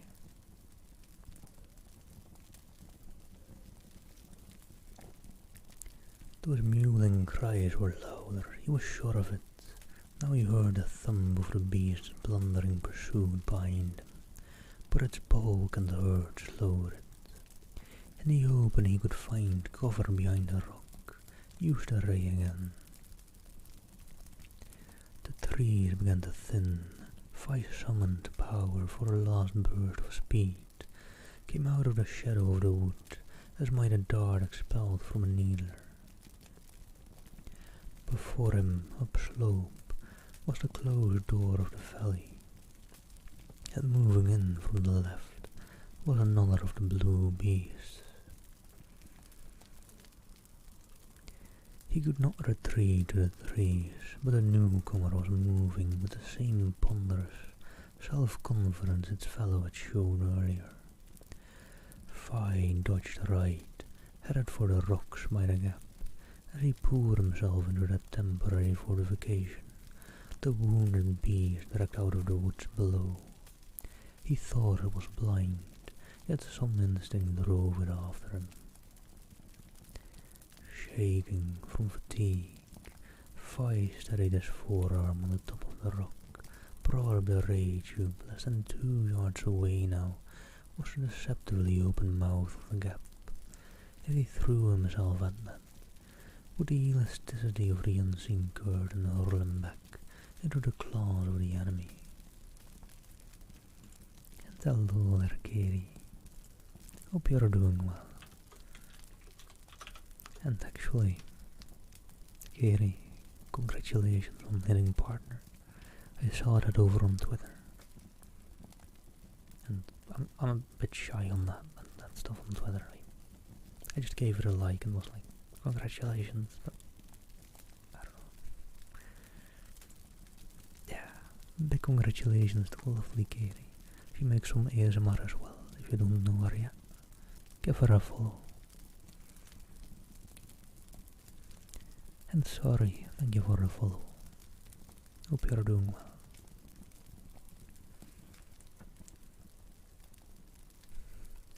Yeah, I mean, you too, Elizabeth. You put so much work and time in.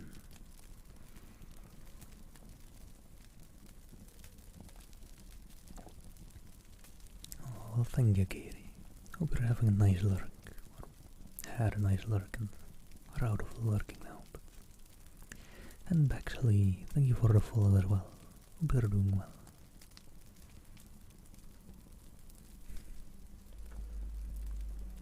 Oh, well, thank you very much.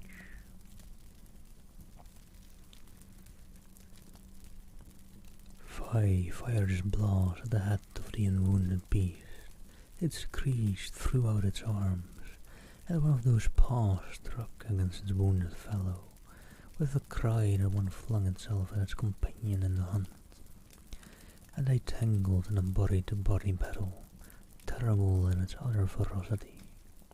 Fye edged along the cliff, determined to reach the cave in June, and the two blue things seemed intent on finishing each other off. The one from the wood was done, the fangs of the other ripping out his throat.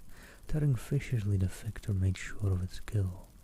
Then its seared head came up, swung about to face Fye. He guessed it was aware of his movements, whether it could see or not. Hope you're having a nice lurk as well, Dill. Much love to you. But he was not prepared for the speed of its attacking lunge. Heretofore the creatures had given the impression of brute strength rather than agility, and he had been almost fatally deceived. He jumped backwards, knowing he must elude that attack, for he could not survive hand-to-hand combat with that alien thing. And hello, say, thank you for the follow. Hope you're doing well.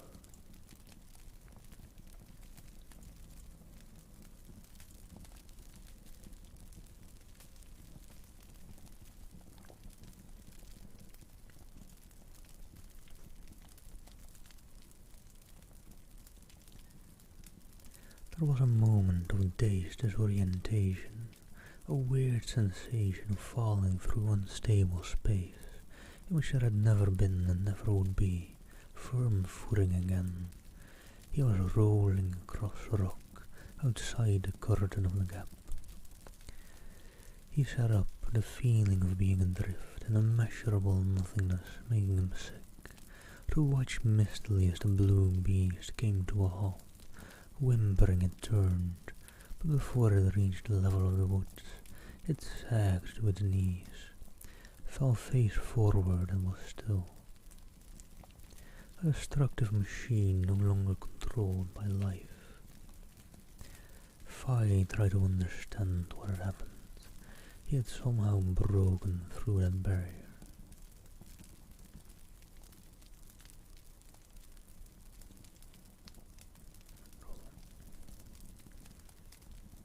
Which made the valley a prison. For a moment all that mattered was his freedom. Then he looked apprehensively behind him. Along the road to the open, more than half expecting to see a gathering on a globes, or of the less impressive lowland beasts that acted as herders, but there was nothing. Freedom, he dragged himself to his feet, free to go. He slipped Hume's ray tube back into his belt. Hume was still in the valley. Fish rubbed his shaking hands across his face, through the barrier and free.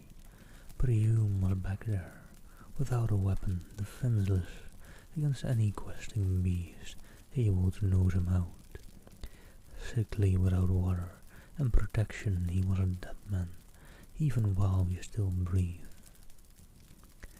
Keeping one hand against the wall of the gap in support, Fi started to walk, not out of the gap towards the distant lowlands, but back into the valley, forcing himself through that by his will alone and screaming inside against such suicidal folly. He put out his hand tentatively when he reached the 2 points of rock where that curtain had hung. There was no obstruction, the barrier was down. He must get back to Hume.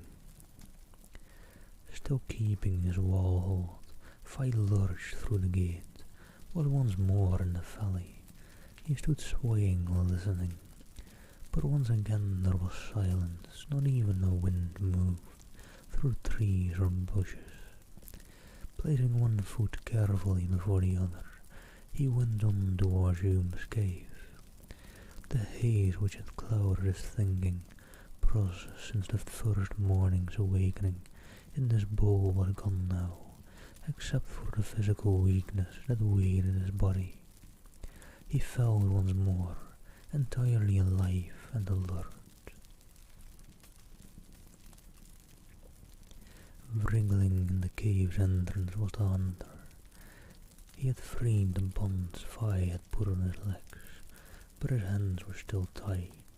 His face, grimy, sweat-covered, was turned up through the sunlight, and his eyes were again bright with reason.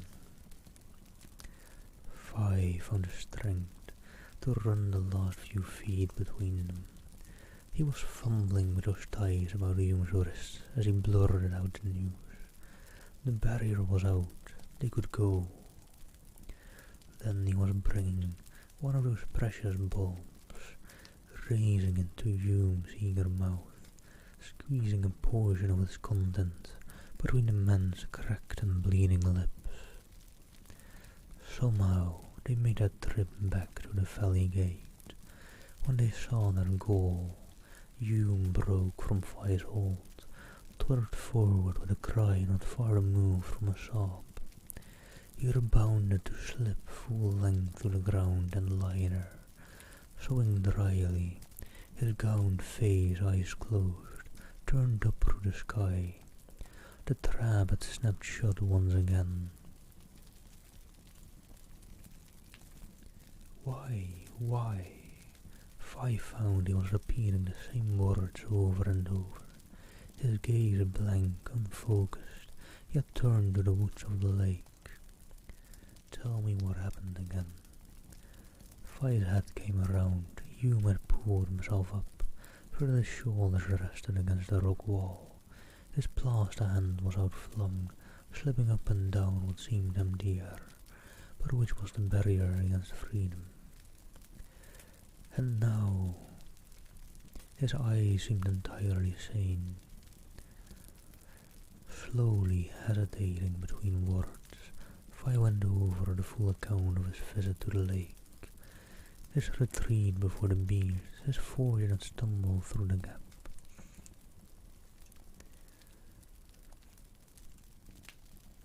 But you came back.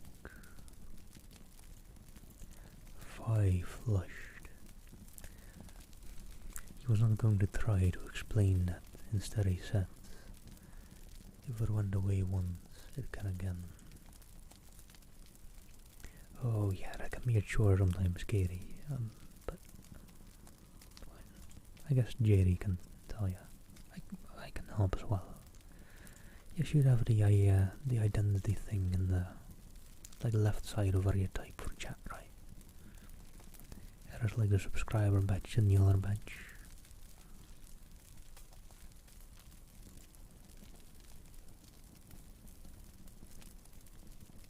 Wait, let me see as well real quick.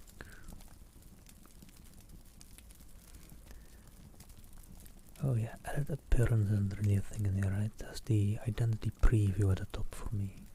But I know it's the same in that settings view. But there it is on, and I guess it would be a global badge.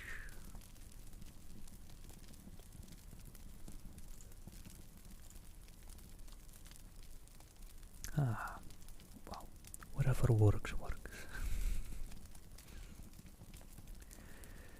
Hume did not press the subject of his return, rather he fastened upon the end of that action with the wounded beast, made Vi go through it firmly a third time.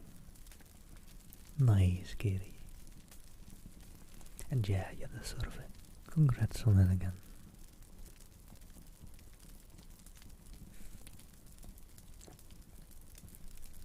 Well, I'm honored and humbled.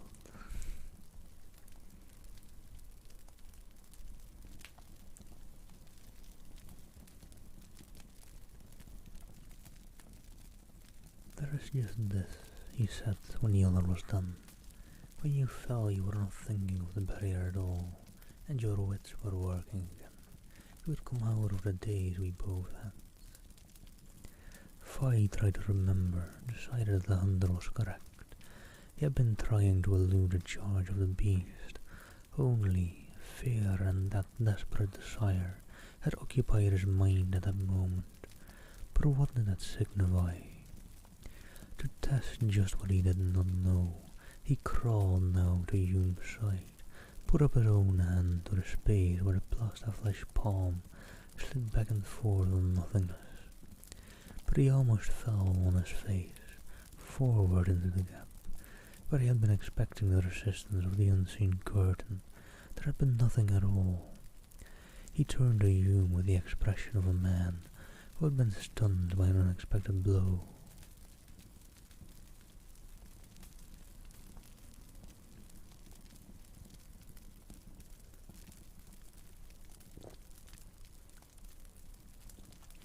An interesting point to put on a new chapter. This author likes to put kind of cliffhangers in between chapters. Just like that. I mean, hey, it's nice for me as well. If I were to end stream after that chapter, I could say, oh, if you guys want to know what happens next, let's check out the next stream. But chapter 11. It's open for you. Hume broke with a quiet first. His eyes were very bleak in his bony face. Vi stood up, took one step, and was from the other side of the curtain, where Hume's hand still found substance. He came back with the same lack of hindrance. Yes, to him there was no longer a barrier. But why him, when Hume was still a prisoner? The hunter raised his hat so his eyes could meet Vi's with the authority of an order. Go, Get away while you can. Instead, I dropped down beside the other. Why? He asked baldly, and then the most obvious of all answers came. He glanced at Hume, the other had lowered back against the rock which supported him. His eyes were closed now, and he had the look of a man who had been driven to the edge of endurance and was now willing to relinquish his grip and let go. Deliberately, Phi brought up his right hand, bowed his fingers into a fist, and just as deliberately he struck home, square on the point of the defenseless chin. Hume sagged, would have slipped down the surface of the rock, had Phi's hands not caught his armpits. Since he had not the strength left to get to his feet with such a burden, Phi crawled, dragging the inert body of the hunter with him. And this time, as he had hoped, there was no resistance at the gap. Unconscious, Hume was able to cross the barrier. Phi stretched him as comfortably flat as he could, used a portion of their water on his face until he moaned muttered, and raised his hand feebly to his head. Then those grey eyes opened, focused on Phi. What? We're both through now, both of us. The younger man saw Hume glance around him. The younger man saw Hume glance around him with waking belief. But how? I knocked you out, that's how. Knocked me out, I crossed when I was unconscious.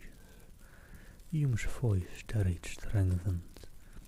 Let me see, he rolled over on his side, threw out his arm, and this time the hand found no wall. For him too, the barrier was gone. Interesting barrier.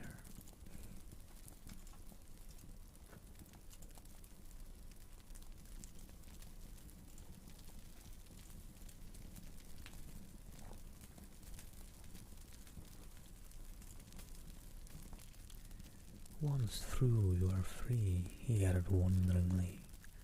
Maybe they never foresaw any escapes. He struggled up, sitting with his hands hanging loosely between his knees. Phi turned his head, looked down the trail, the length of distance lying between them, and the safari camp now faced them with a new problem. Neither of them could make that trek on foot. We're out, we aren't back yet, Hume echoed his thought. I was wondering if this door is open, Phi began. Or if there, again Hume's mind matched his. Yes, if those globes aren't hanging around just waiting for us to try. They might act only to get us here, not to keep us once we're in. That might be wishful thinking. They wouldn't know until they try to prove it. Give me a hand. Hume held out his own. Let Phi pull him to his feet. Weak as he was clear-eyed, plainly clear-headed once more. Let's go. Together they went back through the gap, then tested the absence of the barrier once more, to make sure. Hume laughed. At least the front door remains open, even if we find the back one closed. Oh, new emote, Jerry. That is nice. And yeah, that is quite a thing about hitting partner. You suddenly unlock probably about 10 or so emotes, depending on how many sub points you have. Usually when you hit partner, you have quite an amount of sub points to unlock quite a bit of more slots. Hello, World of Confusion. Thank you for the raid. Hope you're doing well. Welcome, raiders. Welcome. And well, JD, I don't know. Well, por getting new emotes. I've been thinking of getting new emotes, but my emote slots are kind of filled up anyways. So it's not like I really have much to put into those, or like much slots to put them in. I'm doing well. How are you, world of confusion? My mind ain't doing too great apparently, but stumbling over words. But how are you? How was your stream over as well? Before I forget and pick up reading again.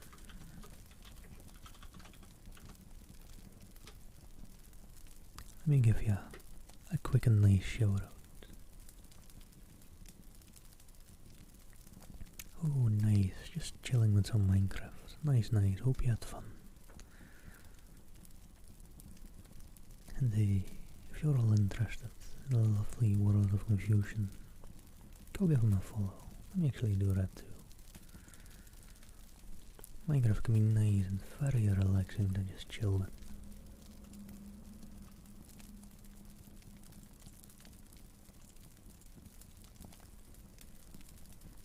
Mariga Rolio, thank you for a follow. Hope you're doing well. Alright. For those wondering, I'm reading Star Under by Norton. It's a sci-fi book, and they're currently kind of stranded on a weird alien planet. The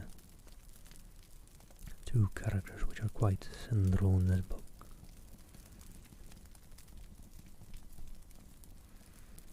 Oh, and hello, Andernile. No worries. Much love to you.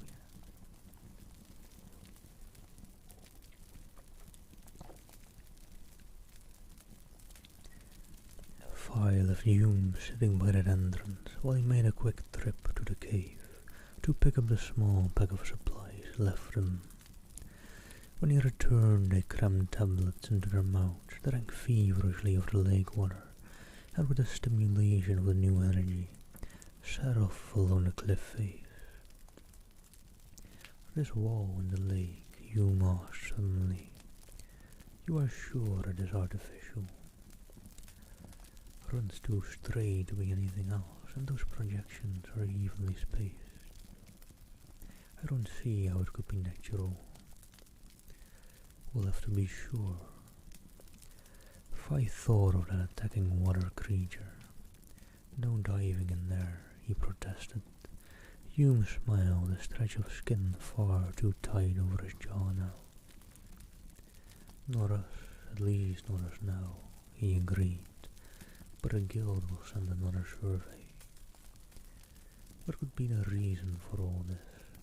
If I helped his companion over the loose debris of a cliffside. Information. What? Someone or something picked our brains while we were out of our heads. Or Hume paused suddenly, looked directly at Fi. I have a vague feeling that you were able to keep going a lot better than I was. That's so. Some of the time, Fi admitted. That checks. Part of me knew what was going on, but was helpless about that other thing. His smile of moments earlier was wiped away. There was a chill etch in his voice. Picked over my brains, sorted out what it wanted. Fi shook his head. I didn't feel that way, just thick-headed, as if I were sleepwalking, and yet awake. So it took me over, but didn't go all the way with you. Why? Another question for our list. Maybe Wallace Tex fixed it, so I couldn't be brain-picked as you call it. Fi offered. Hume nodded. Could be, would well be. Come on. He pressed the pace now. Fi turned to look down the slope suspiciously. Had Hume another warning of menace out of the wood? He could sight no movement there, and from this distance the lake was a topaz sheet of calm which could hide anything. Hume was already several places ahead, scrambling as if the felly monsters were again on their track. "What's the matter?" I demanded as he caught up. "Night coming," which was true. Then Hume added, "If we can reach the flare before sunset, we'll have a chance to fly over the lake down there, to make a taping of it before we go." The energy of the tablet strengthened them, so that by the time they reached the crevice door, they were moving with their former agility. For a single second Hume hesitated, before it slid almost, as if he feared the test he must make. Then he stepped forward in this time into freedom.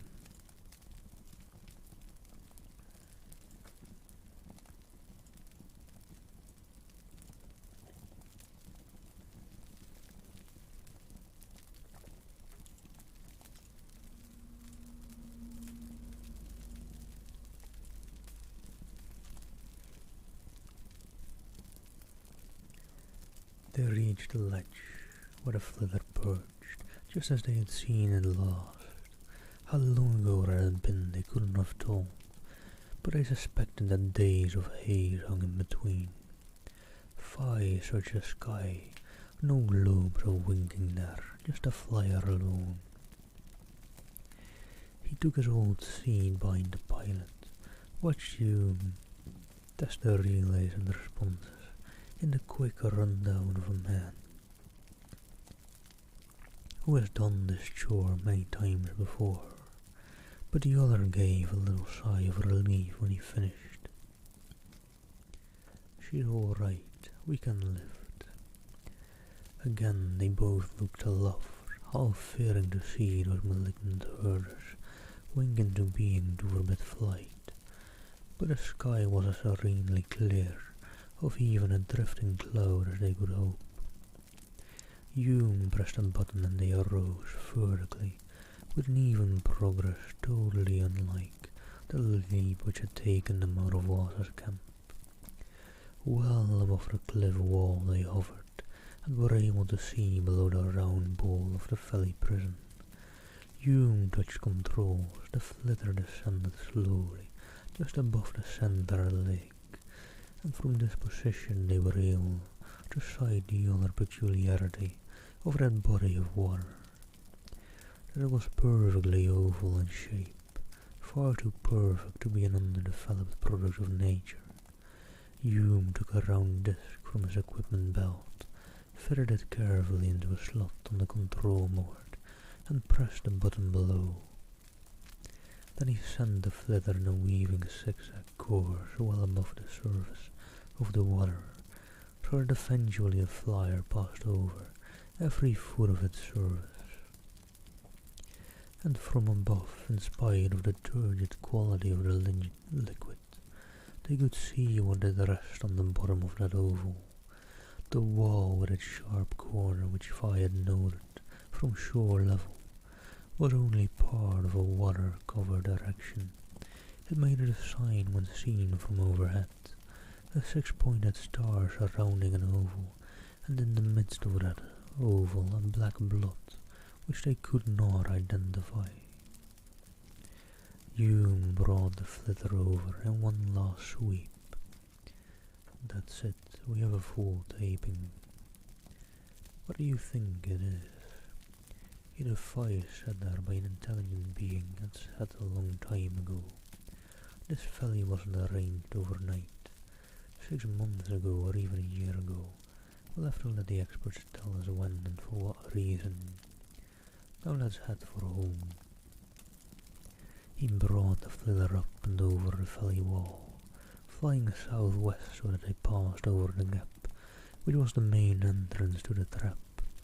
And now he tried the comm unit, endeavouring to pick up a signal which they could beam in for a safe ride. That's odd. Under Hume's control, the direction finder passed back and forth without bringing any answering code click from the mic. We may be too far in the mountains to pick up the beam, I wonder. He swept the needle in another direction, slightly to the left.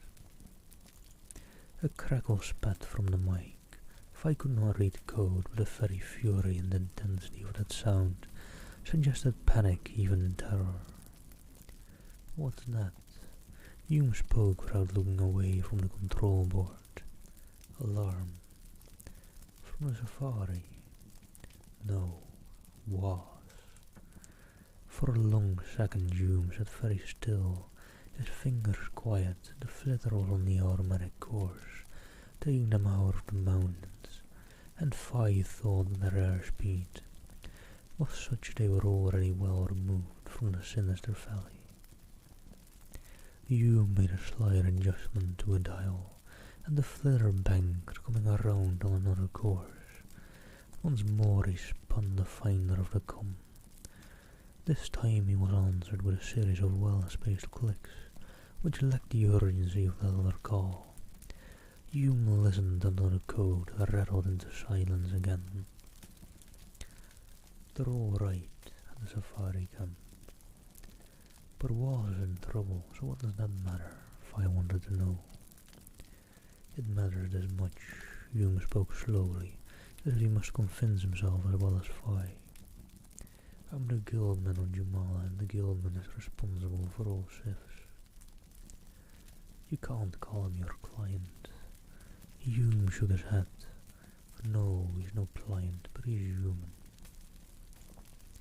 It narrowed down to that when a man was on the frontier world, humans stood together.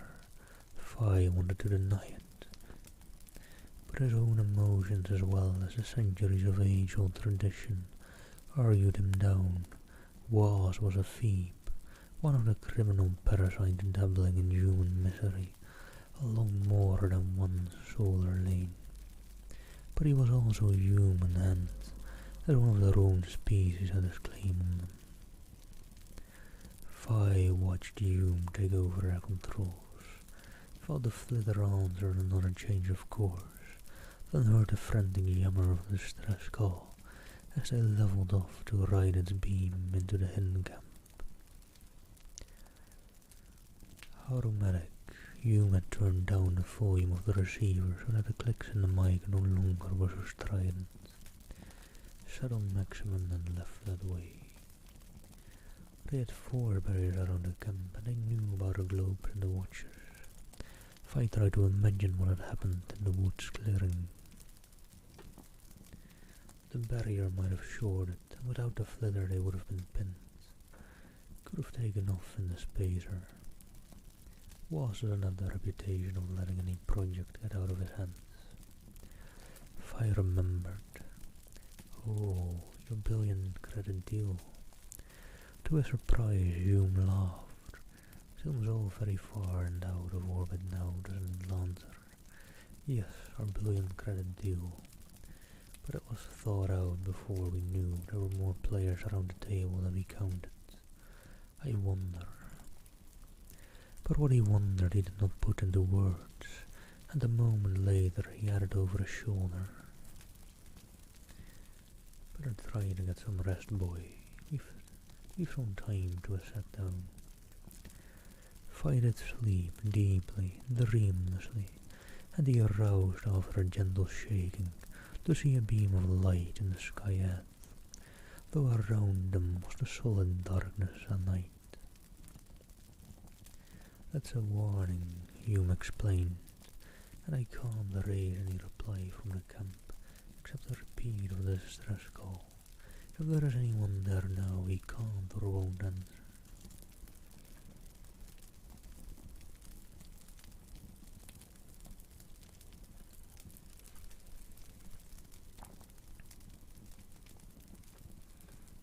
Hello, Viescross.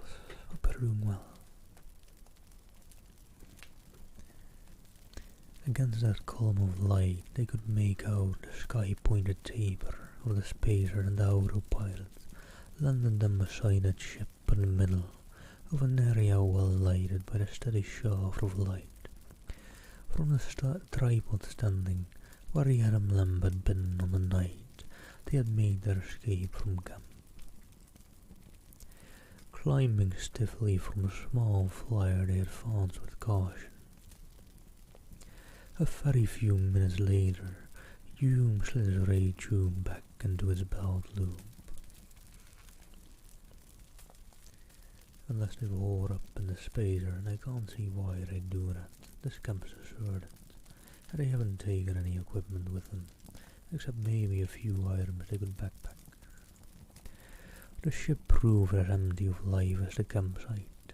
A wall seat poured out too hazily, so that it was jammed awry. The cabin suggested that the leave taking when and for what reason had been a matter of some emergency. Hume did not touch the tape set to keep on broadcasting the call for assistance. What now? I wanted to know as they completed the search.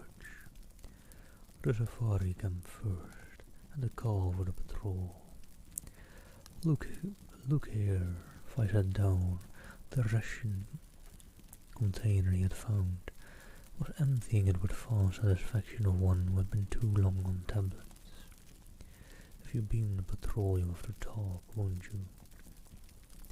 Hume went on fitting new charges into his ray tube. The patrol is to have a full report. There's no way of bypassing that, yes. We'll have to give all the story. You needn't worry. He snaps closed the loop chamber. I can clear you all the way. You're the victim, remember. I wasn't thinking about that. Boy, Hume tossed the tube up in the air, caught it in his plaster hand. I went into this deal with my eyes wide open. Why, it doesn't matter very much now. In fact, he stared beyond fire out into the empty lighted camp. I've begun to wonder about a lot of things. Maybe too late. No, we'll call the patrol and we'll do it. Not because it is war and there's men out there, but because we're human and they are human. And there's a nasty setup here, which is already sucked in on the humans for his own purposes. The skeleton in the valley had how very close they had been themselves to joining that unknown in his permanent residence. So now we make time back to the safari camp, get our message off to the patrol, and then we'll try to trace walls and see what we can do. Jumala is our regular route. The patrol will be here tomorrow at sunrise, no matter how much we wish to scout the road plan.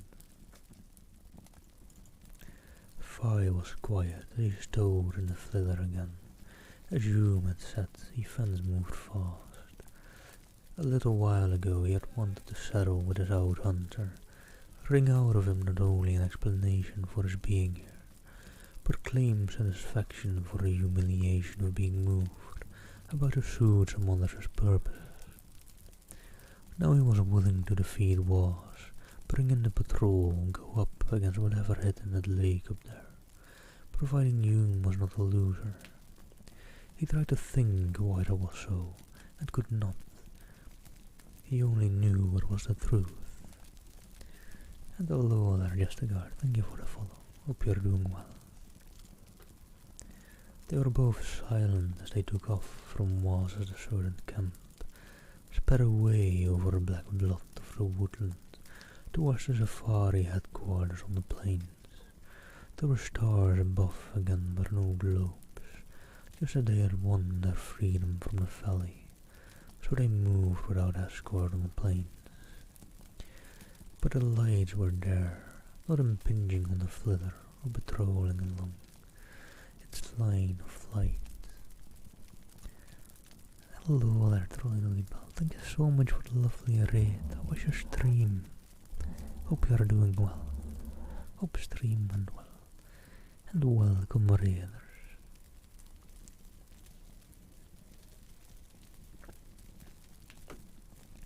Welcome.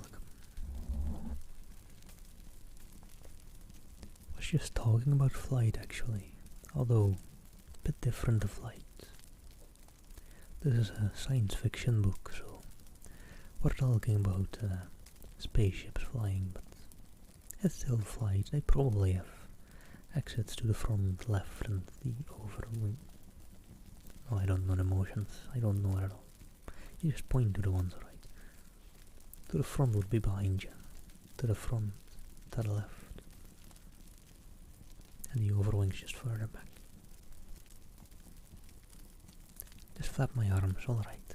To the front, to the wings, and the overwings, and to the left and the back. No, I forgot the speech as well. And hello, Martin. And hello, Freeling, and Shoryuko, and Andy, and Eva. Welcome, welcome. Hope you're all doing well. And hello, Margero. How are you doing? If you got a day off, isn't it normally when you start your stream just about? Hope you are doing well. Hope stream went well, by the way, Belle.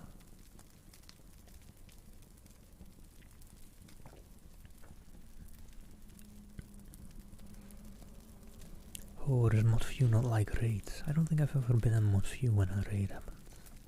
I don't quite remember what it's like. Hope it wasn't, hope it didn't bug out too badly, Martin. Also, hold on, let me quickly read to the end of this chapter. One paragraph left. Or two. Oh, that's good to hear, Belle. The lights were there, not impinging on the flither, or patrolling along its line of flight. No, they hung in a glowing cluster ahead. When in the dawn the flither shot away from the woods, headed for the landmark of the safari camp. A crown of light circled over the campsite, as if those below were in a state of siege. You aimed straight for them, and this time the bobbing circle split wide open, broke to the left and the right. Fi looked below, though the greyness of the morning was still hardly more than dusk. He could not miss those humps spaced at intervals on the land, just beyond the unseen line of the forest barrier. The lights above, the beasts below, the safari camp was under guard. Alright. And that brings the end to chapter 11. Take a quick breather and talking break in between. Hope you're all doing well. Welcome, welcome. And Pebegim, thank you for the follow. Much love to you all. Let me.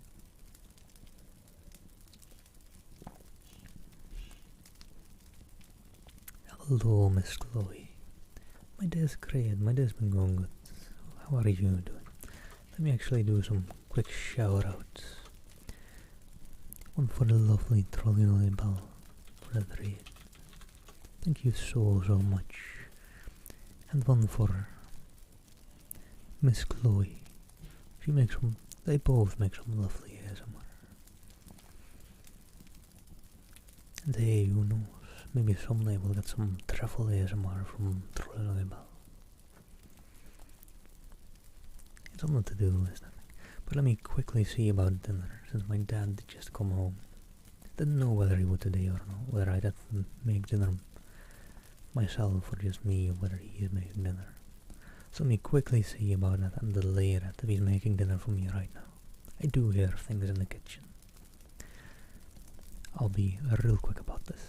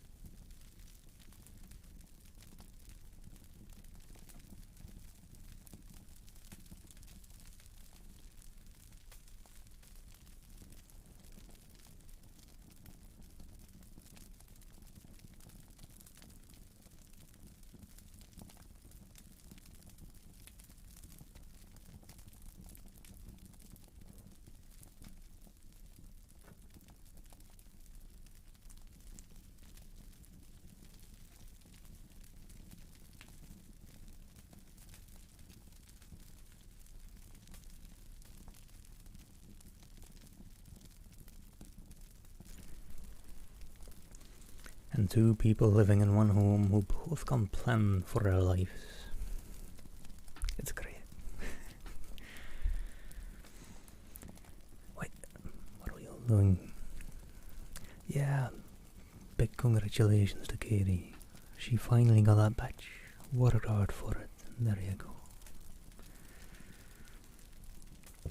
Oh, Until. You should see Alice streams. That's the proper streamer lounge. And thank you all for wanting to hang out with me. Also, update on my dinner. My dad is making dinner, but he's just leaving it on the stove, so I'll heat it up once we're done here. Probably an hour or two again.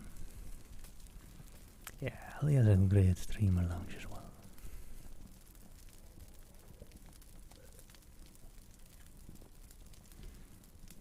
Oh yeah, so many things now to fill in there, Katie. I was thinking as well, there's so many more emote slots you get at that point, and then you're trying to think of things. There's like,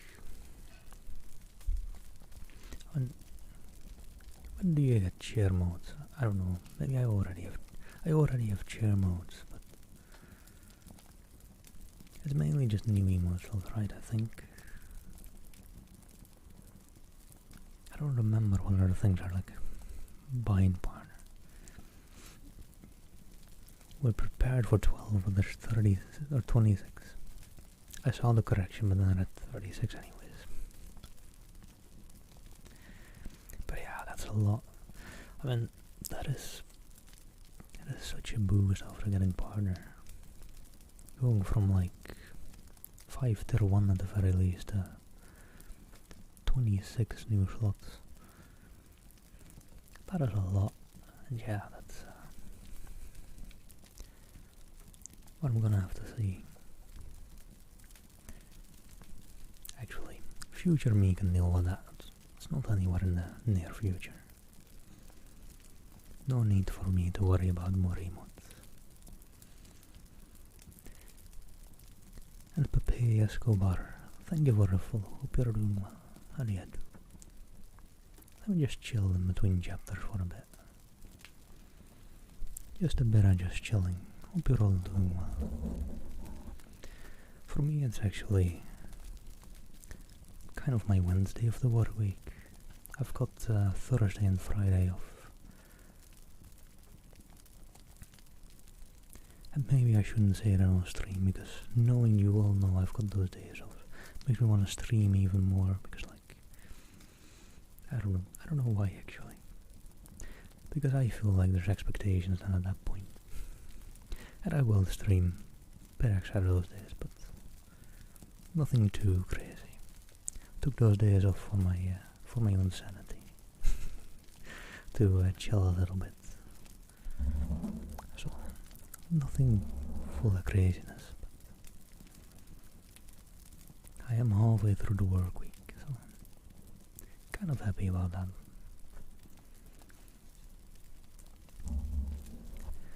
But alright,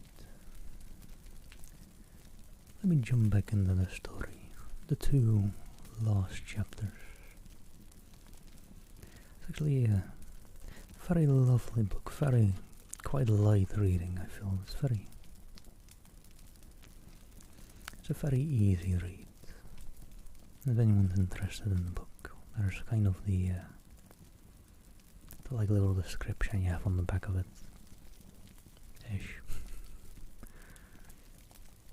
And a link to where you can find it online if you want to read it yourself. We're currently on chapter 12 or 13 if I remember correctly.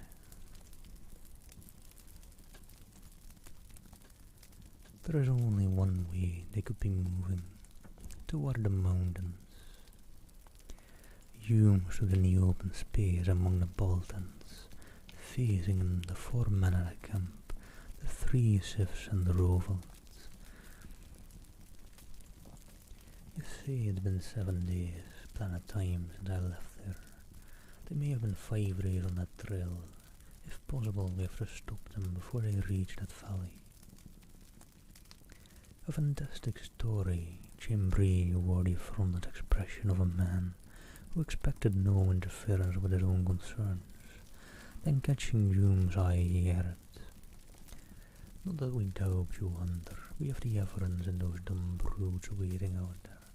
However, by your own story, this was an outside the law heap on this planet secretly for criminal purposes. Surely there is no reason for us to risk our safety in his behalf. Are you certain he is in any danger at all? You and this young man here have, by your testimony, been into the enemy's territory and have been able to get out again. Through a series of fortunate chances which might never occur again.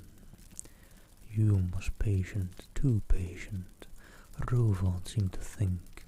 His hand moved, he was holding a ray tube, so the simple movement of the wrist could send a crisping blast across all the rest of the party.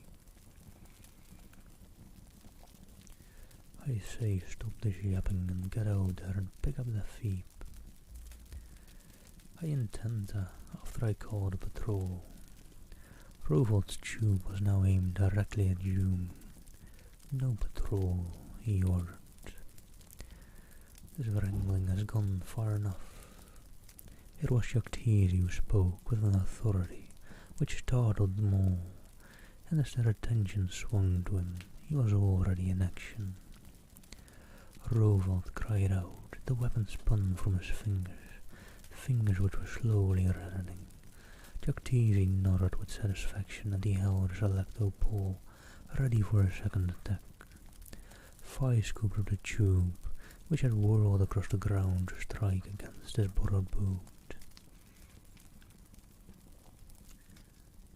"I'll set the call for the patrol, then I'll try to locate Was," Hume stated. "Sensible procedure," Jactesi approved in his dry voice. "You believe that you are now immune to whatever force this alien installation controls?" "It would seem so." "Then of course you must go." "Why?" Chambry countered for the second time. "Suppose he isn't so immune after all. Suppose he gets out there and is captured again. He is our pilot. We want to be planet-bound here." "This man is also a pilot," Starnes indicated Rovard, who was nursing his numb hands. "Since he too is one of these criminals, he's not to be trusted."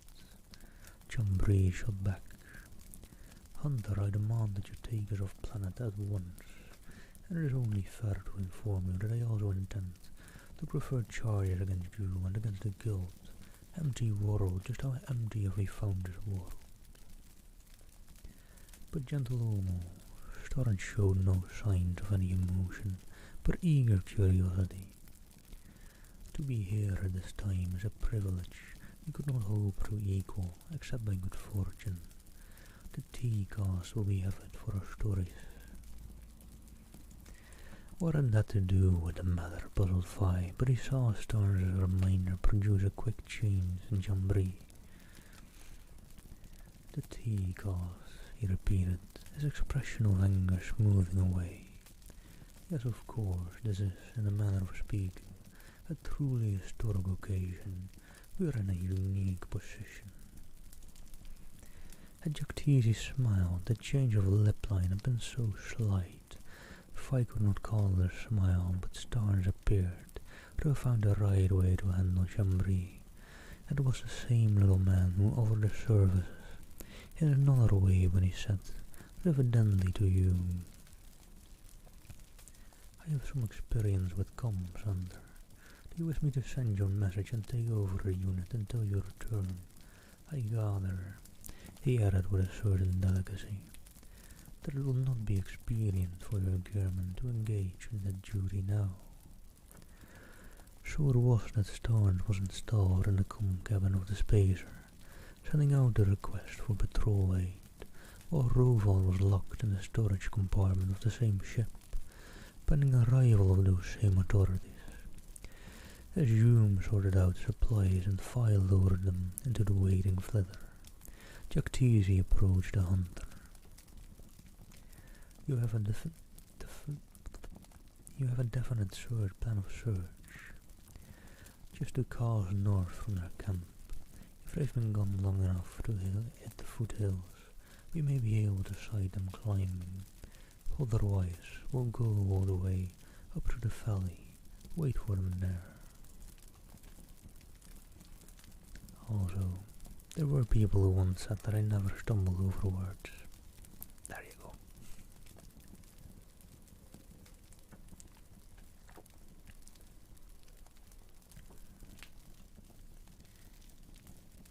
You won't believe that they will be released after they have been processed.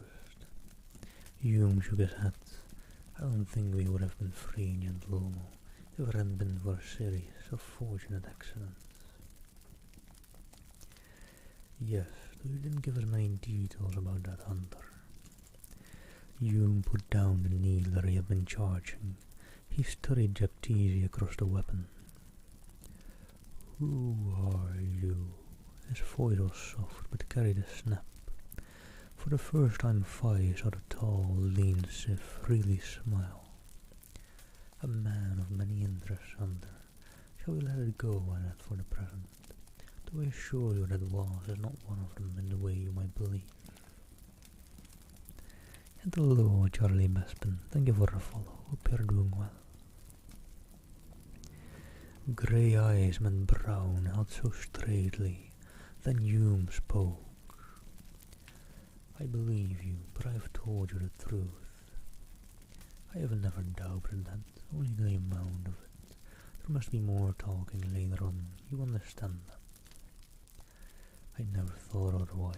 Hume set the needler inside the flither. The Sif smiled again, this time including Fai in the deference of goodwill before he walked away. Hume made no comment. That does it, he told his companion. Still want to go? If you do, and you can't do it alone, no man could take on the fella in the Was and his men. Hume made no comment. They had rested briefly after their return to the safari camp, and Fai had been supplied with clothing from Hume's bags, so that now he wore the uniform of the guild. He went armed too with the equipment belt, taken from Rovald and $1 as weapons, a needler and tube. At least they started on their dubious rescue mission with every aid the safari camp could muster. It was mid-afternoon when the flither took to the air once again, scattering the hovering globes. There was no alteration in the ranks of the Blue Watchers waiting for the barrier to go down, or someone in the camp to step beyond the protection. They're stupid, Fai said. Not stupid, just geared to one set of actions, Hume returned. Which could mean that what sends them there can't change his orders. Good guess. I'd say that they were governed by something akin to our tapes. No provision made for any innovations. So the guiding intelligence could be long gone.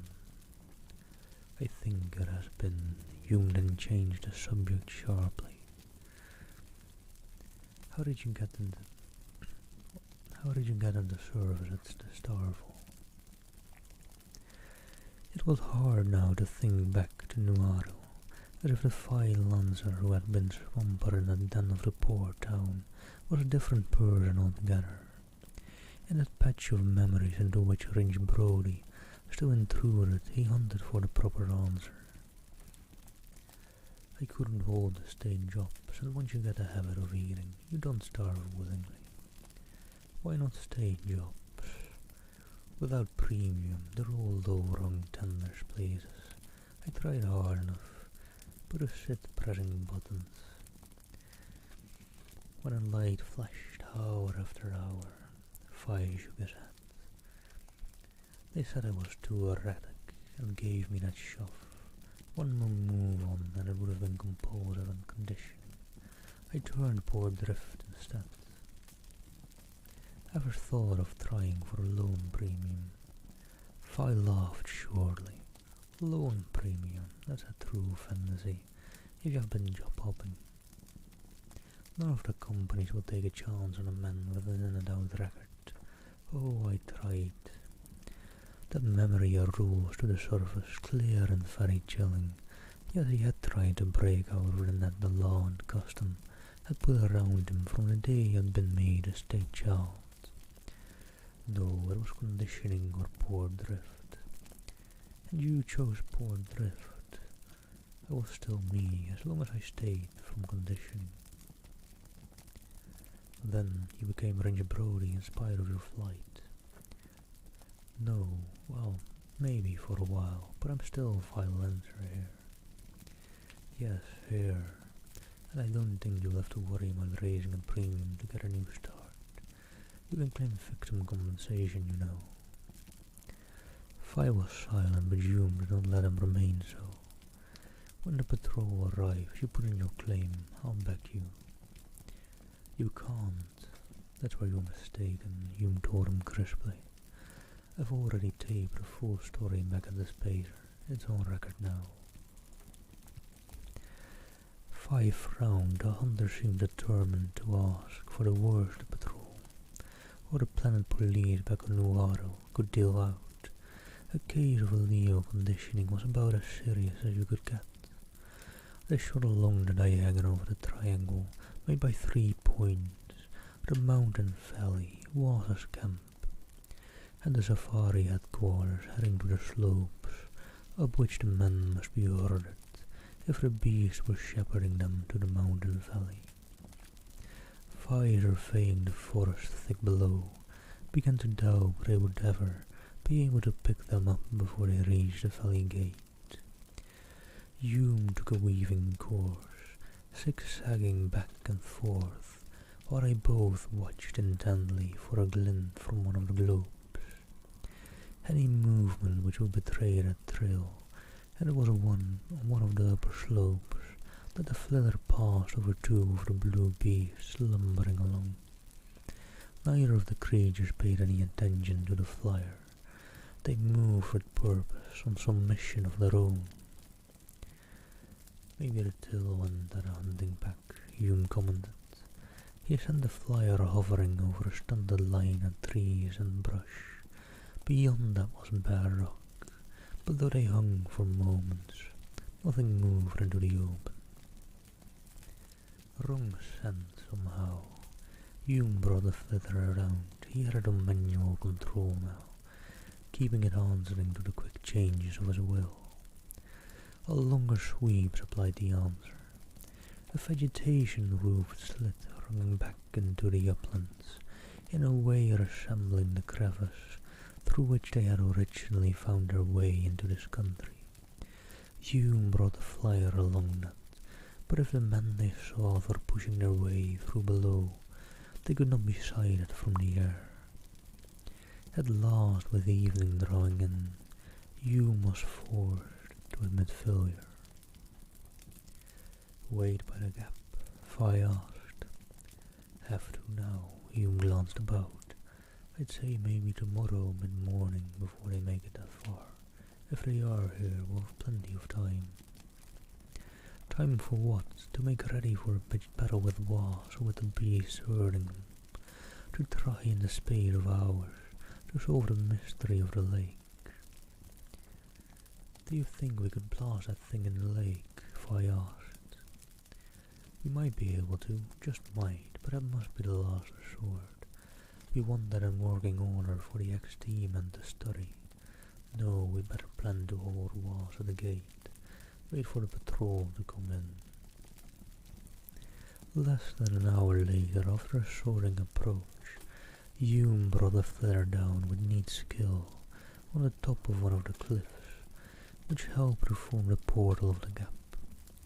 There was no difference in the scene below, save that where the 2 bodies of the blue beasts had lain, there were now only clean and shining bones. Darkness spread out from the lake woods like a growing stain of evil promise as the sun fell behind the peaks. Night came earlier here than in the plains. watch, Fi had been gazing down the gap. He was the first to note that movement in the cloaking bush. Out of the cover trotted a four-hoored antlered animal. He had not been seen before. Sycan deer, Hume identified, but why in the mountains? It's a long way from its home range. The deer did not pause, but headed directly for the gap, and as it neared, Fi saw that its brown coat was ruffed with patches of white froth, while more dripped from a pale-pink tongue protruding from its open jaws, and its shrunken sides heaved. Driven, Hume picked up a stone, hurled it to strike the ground ahead of the deer. The creature did not start nor show any sign of seeing the rock fall. It trotted on at the same worried pace, past the portal rocks into the valley. Then it stood still, a wedge shape ran up, black horns displayed, while her nose flaps expanded, testing the air, until it bounded toward the lake, disappearing in the woods. Though they shared watches during the night, there were no other signs of life, nor did the deer reappear from the woods. With the mid-morning there was a sudden sound to warn them, a wild cry which must have come from a human throat. Hume tossed one of the kneelers to Fi, took the other, and they scrambled down to the floor of the gap passage. Was did not lead his men. He came behind the reeling trio, as if he had joined the blast as driver, and while his men wavered, staggered, gave the appearance of nearly complete exhaustion, he still walked with a steady tread, in command of his wits, his fears, and the company. As the third of the men blundered on a fresh trickle of red running down his bruised face, Hume called, "Was." The Phoebe stopped short. He made no move to unsling the needler he carried, its barrel pointing skyward over his shoulder, but his round head with its upstanding comb of hair swung slightly from side to side. "Stop, Was, this is a trap." His three men kept on. Five moved for Peak, leading that wavering group, stumbled, would have fallen had not a younger man advanced from the shadows to steady him. "Fi," Hume made his name a warning. He had only time to glance around. Was his broad face, impassive except for the eyes. Those burning madman's eyes was aiming a ray tube. Broken free of his hold, Peak fell to the right, came up against Hume. As Fi went down, he saw Was dart forward at a speed he wouldn't have believed a driven man could summon. The Phoebe lunged, escaping the shot. The hunter had no time to aim, roared and came up with the kneeler Fi had dropped. Then Hume, hampered by Peak's feeble clawing, met head on the swinging barrel of her weapon. He gave a startled grunt and smashed back against the cliff, a wave of scarlet blood streaming down the side of his head. The momentum of Was's charge carried him on. He collided with his men, and the last thing Fi saw was the huddle of all four of them, flailing arms and legs, spinning on through the gate into the valley, with Was's hoarse, wordless shouting, bringing echoes from the cliffs. And alright, that is actually chapter 12 already.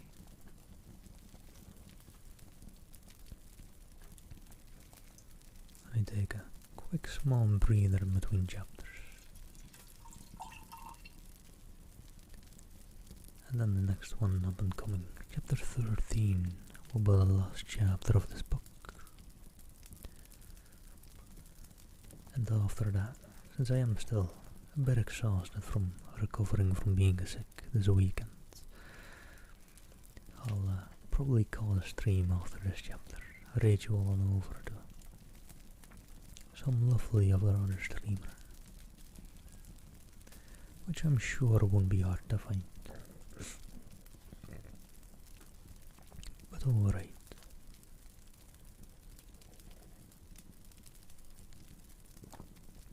jump into Chapter 13. He lay against a rock, and it was quiet again, except for a small whimpering sound which heard, joined with the eating pain in his side. Fi turned his head, smelled burnt cloth and flesh. Cautiously he tried to move, putting his hand across his body to the belt at his waist. One small part of his mind was very clear.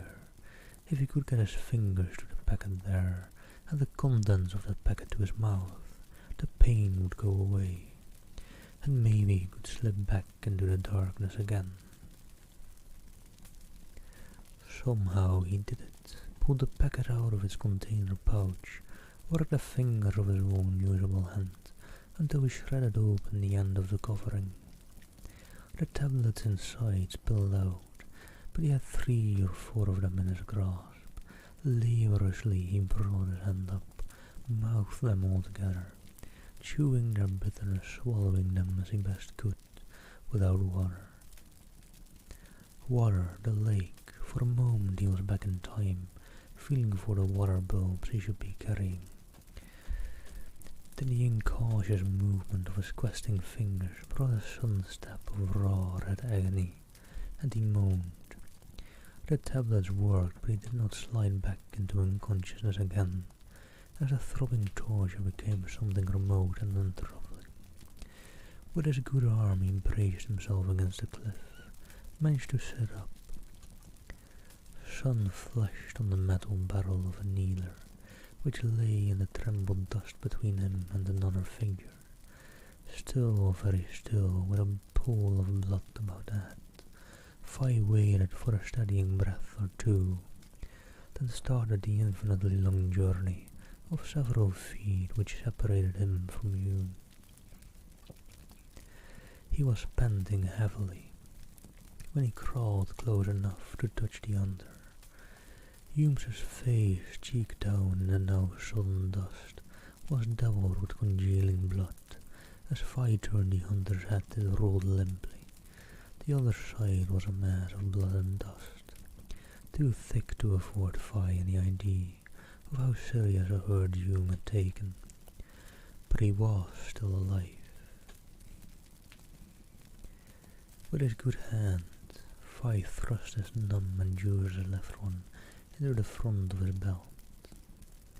And thank you for keeping me hydrated, give me.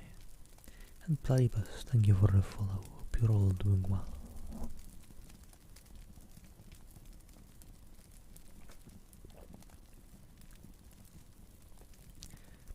Then, awkwardly, he tried to tend Hume. After a close inspection he thought that a mass of blood had come from a ragged tear in the scalp above the temple, and the bone beneath had escaped damage.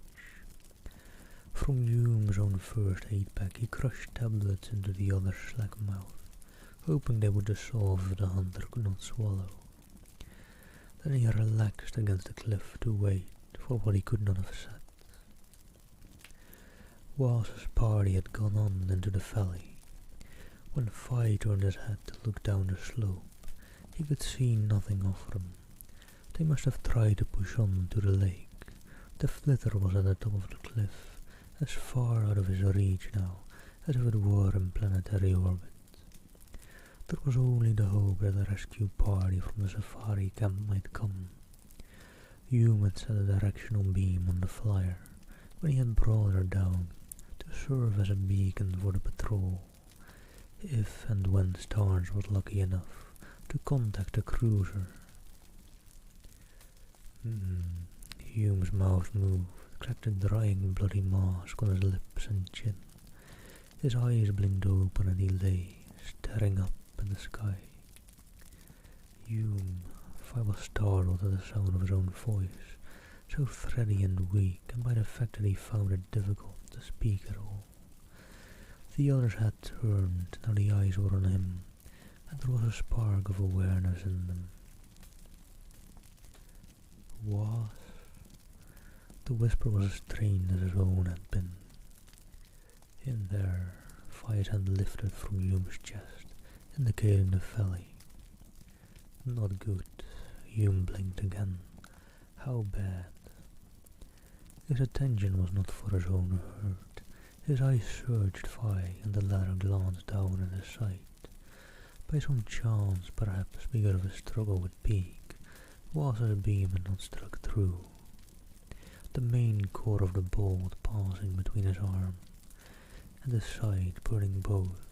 How deeply he could not tell. In fact, he did not want to find out. It was enough that the tablets had banished the pain now. Sleep well, JD, sleep well. Have a lovely, lovely night. Shared a little, he said. You've a bad cut on your head. Hume frowned. Can we make it a flitter? And the law flicks through. Thank you. How are you doing? Hope you're doing well. And the law real fit.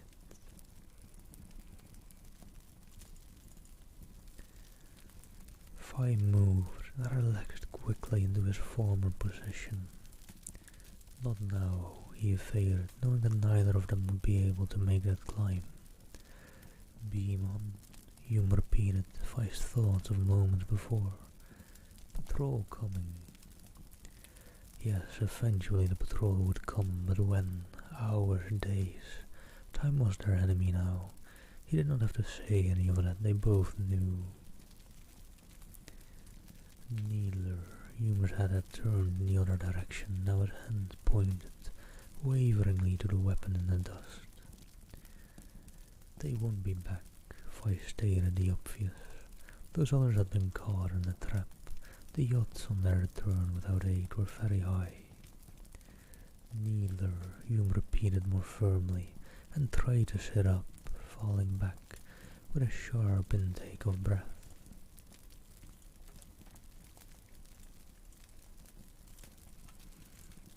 Fay edged around, stretched out his leg, and scraped the toe of his boot into the loop of the carrying sling, drawing the weapon up to where he could get his hand on it.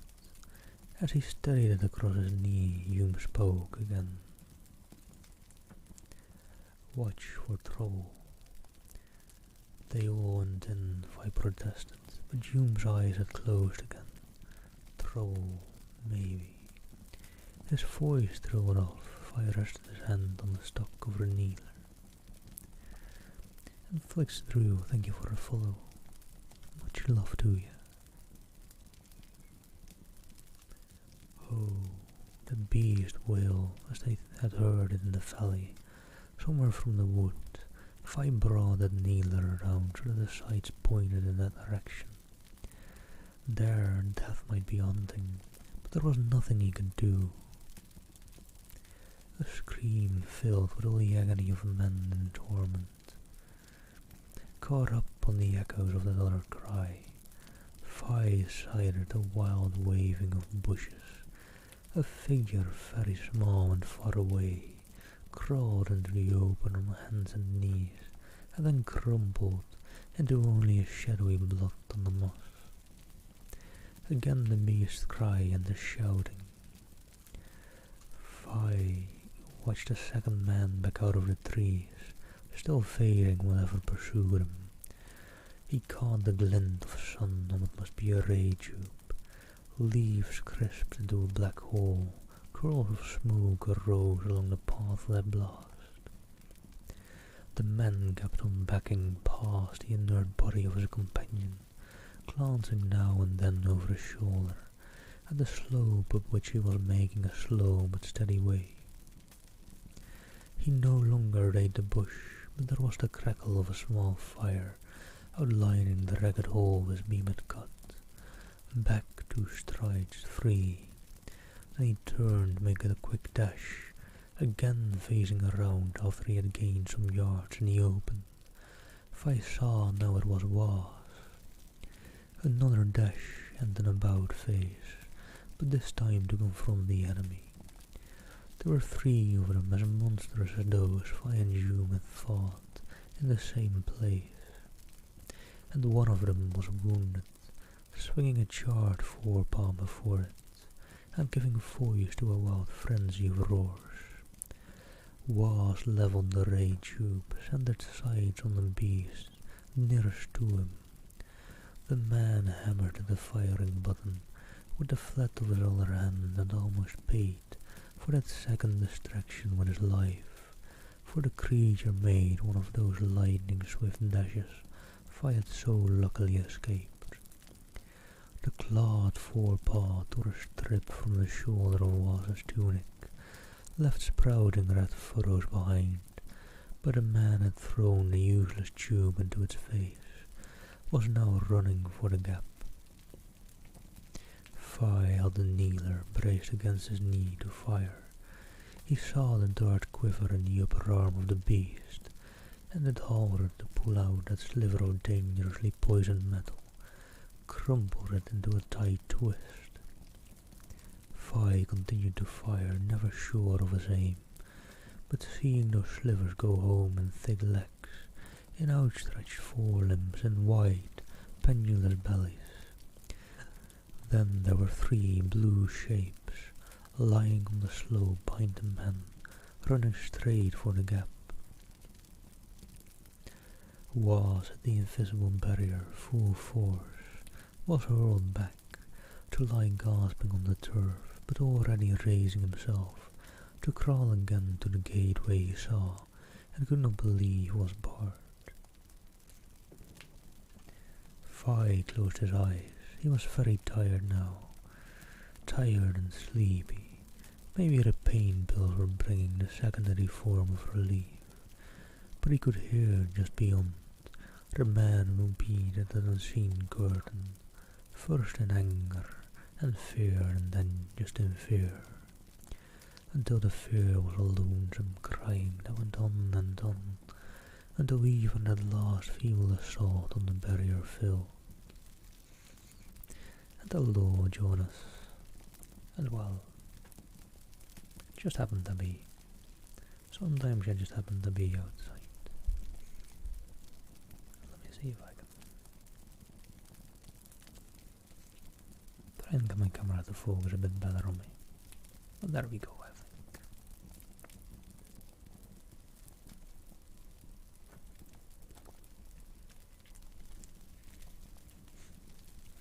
There's a bit of a break. I'm not sure where we resume the story. We have here the tape report of Rajum, out-hunter of the guild. Fi watched the officer in the black and silver of the patrol. A black and silver modified with a small green eye badge of XT with level and hostile gaze. Then you know the story. He was going to make no additions nor explanations. Maybe Hume had cleared him. Alright, that was all he would ask. To be free to go his way and forget about Jumala and Rashum.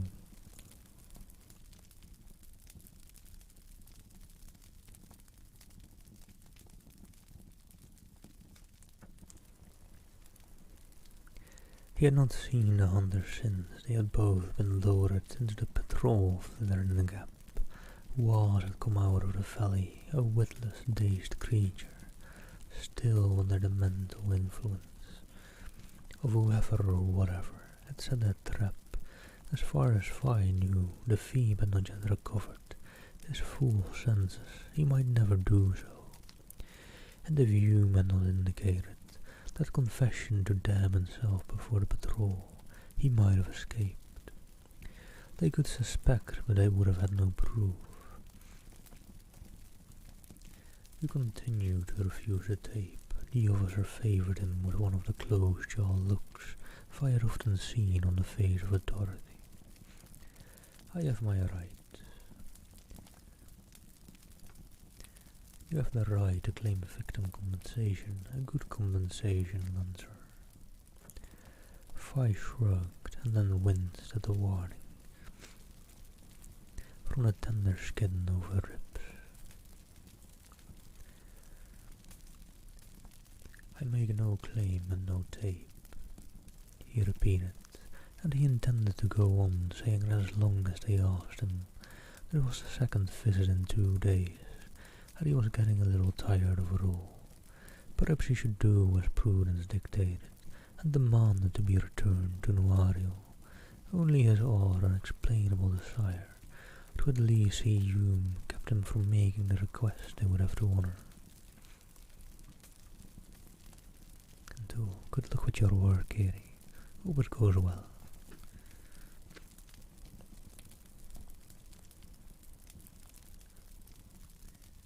You had better reconsider, authority resumed. Rights of person, Fi almost grinned as he recited them. For the first time in his pushed-around life, he could use that particular phrase and make it stick. He thought there was a sour twist to the officer's mouth, but the other still retained his impersonal tone as he spoke into the intership comm.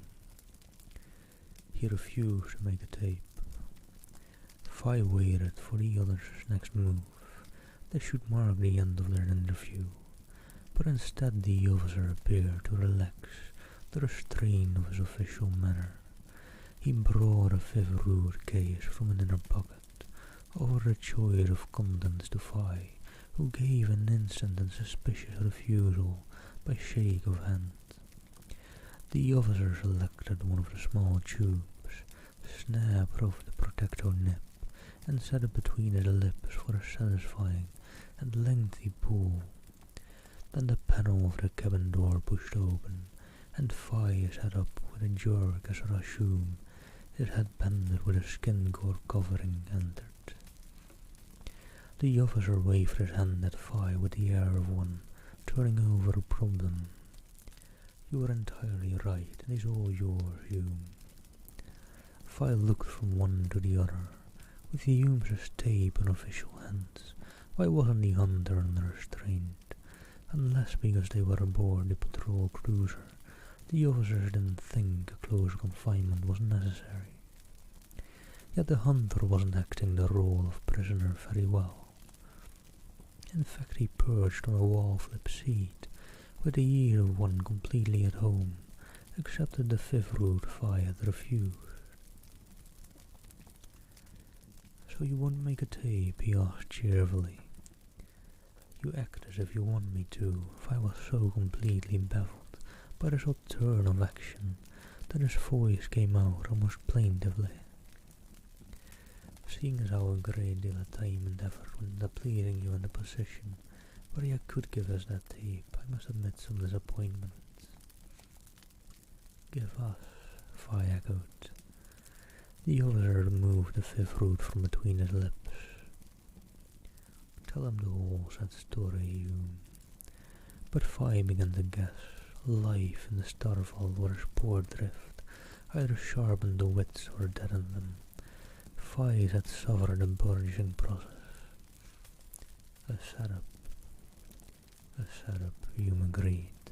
Then he glanced at the patrol officer a little defensively. I might as well tell the whole truth. This didn't quite begin on the right side of the law. I had my reasons for wanting to make trouble for the Cohen estate, only not because of the credits involved. He moved his plaster-flesh hand. When I found that LB from the Largo Drift and saw the possibilities, did a little daydreaming, I worked out the scheme. But I'm a guildman, and as it happens, I want to stay one. So I reported to one of the masters and told him the whole story. Why I hadn't taped from the records my discovery on Jamala. When he passed along the news of the LB... Sorry, that was still Hume talking. When he passed along the news of the LB to the patrol, he also suggested there might be room for fraud along the way. I had thought it out. That started a chain reaction. It happened that a patrol wanted Was, but he was too big and slick to be caught in a case which couldn't be broken in court. They brought him, but here was just a bait he might snap at, and I was the one to offer it to him. He could check on me, learn that I had excellent reason to do what I said I was doing. So I went to him with my story and he liked it. We made the plan work just as I had outlined it, and he planted the robot on me as a check, but I didn't know Jactizia was a plant also. The patrol officer smiled. Insurance. He waved a fifth route. Just insurance. What we didn't foresee was this complicating alien trouble. You were to be collected as castaway, brought back to the center, and then, once Waz was firmly enmeshed, the patrol would blow the thing wide open. Now we do have Waz with your tape, we'll have him for good, subject to complete reconditioning. But we also have an XD puzzle which will keep the services busy for some time, and we would like your tape. Fi watched Hume narrowly. Then you're an agent. Hume shook his head. No, just what I said I am, an outhunter who happened to come into some knowledge that I will assist in straightening out a few crooked quirks in several systems. I have no love for the Cohen clan, but to help bring down a feeble Waz's measure does aid in reinstating one's self-esteem.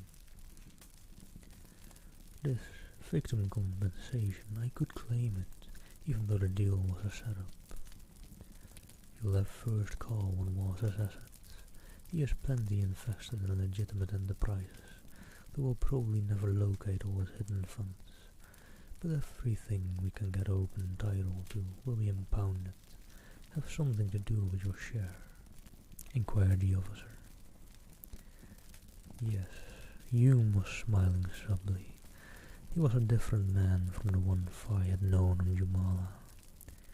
Premium for the guild is 1,000 credits down, 2,000 for training, and say another for about the best field outfit you can buy. That'll give you maybe another 2,000 or 3,000 to save you for your honorable retirement. How did you know? Fi began, and then had to laugh in spite of himself, as Hume replied. I didn't. Good guess, eh? Well, zoom out your recorder, Commander. I think you are going to have some very free speech now. He got to his feet. You know, the guild has a stake in this alien discovery. We may just find that we haven't seen the last of that felly after all, recruit. He was gone, and Fi, eager to have the past done with, and the future beginning, reached for the dictation mic. And that is the end of the story. Let me try and get my camera to focus on me again. I think that's good. It's a nice ending of the story, I feel. Nice ending on a book.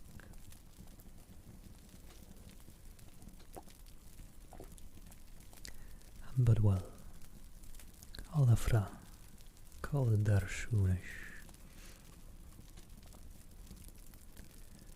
Let me just go look for someone to read.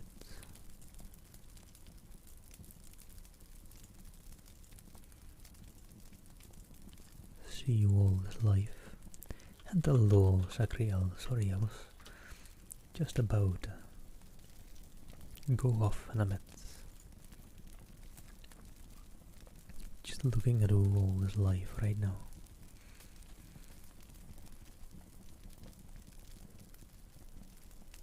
Let me see.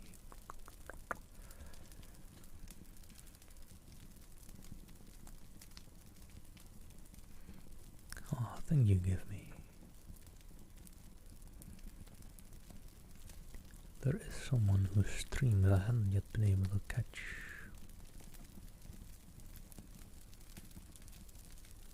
Maybe read them. Why not?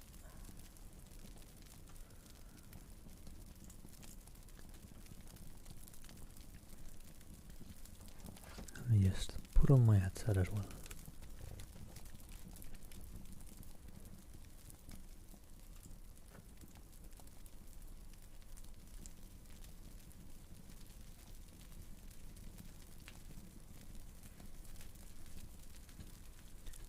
Alright, let me start the raid over there. If I can spell the name right.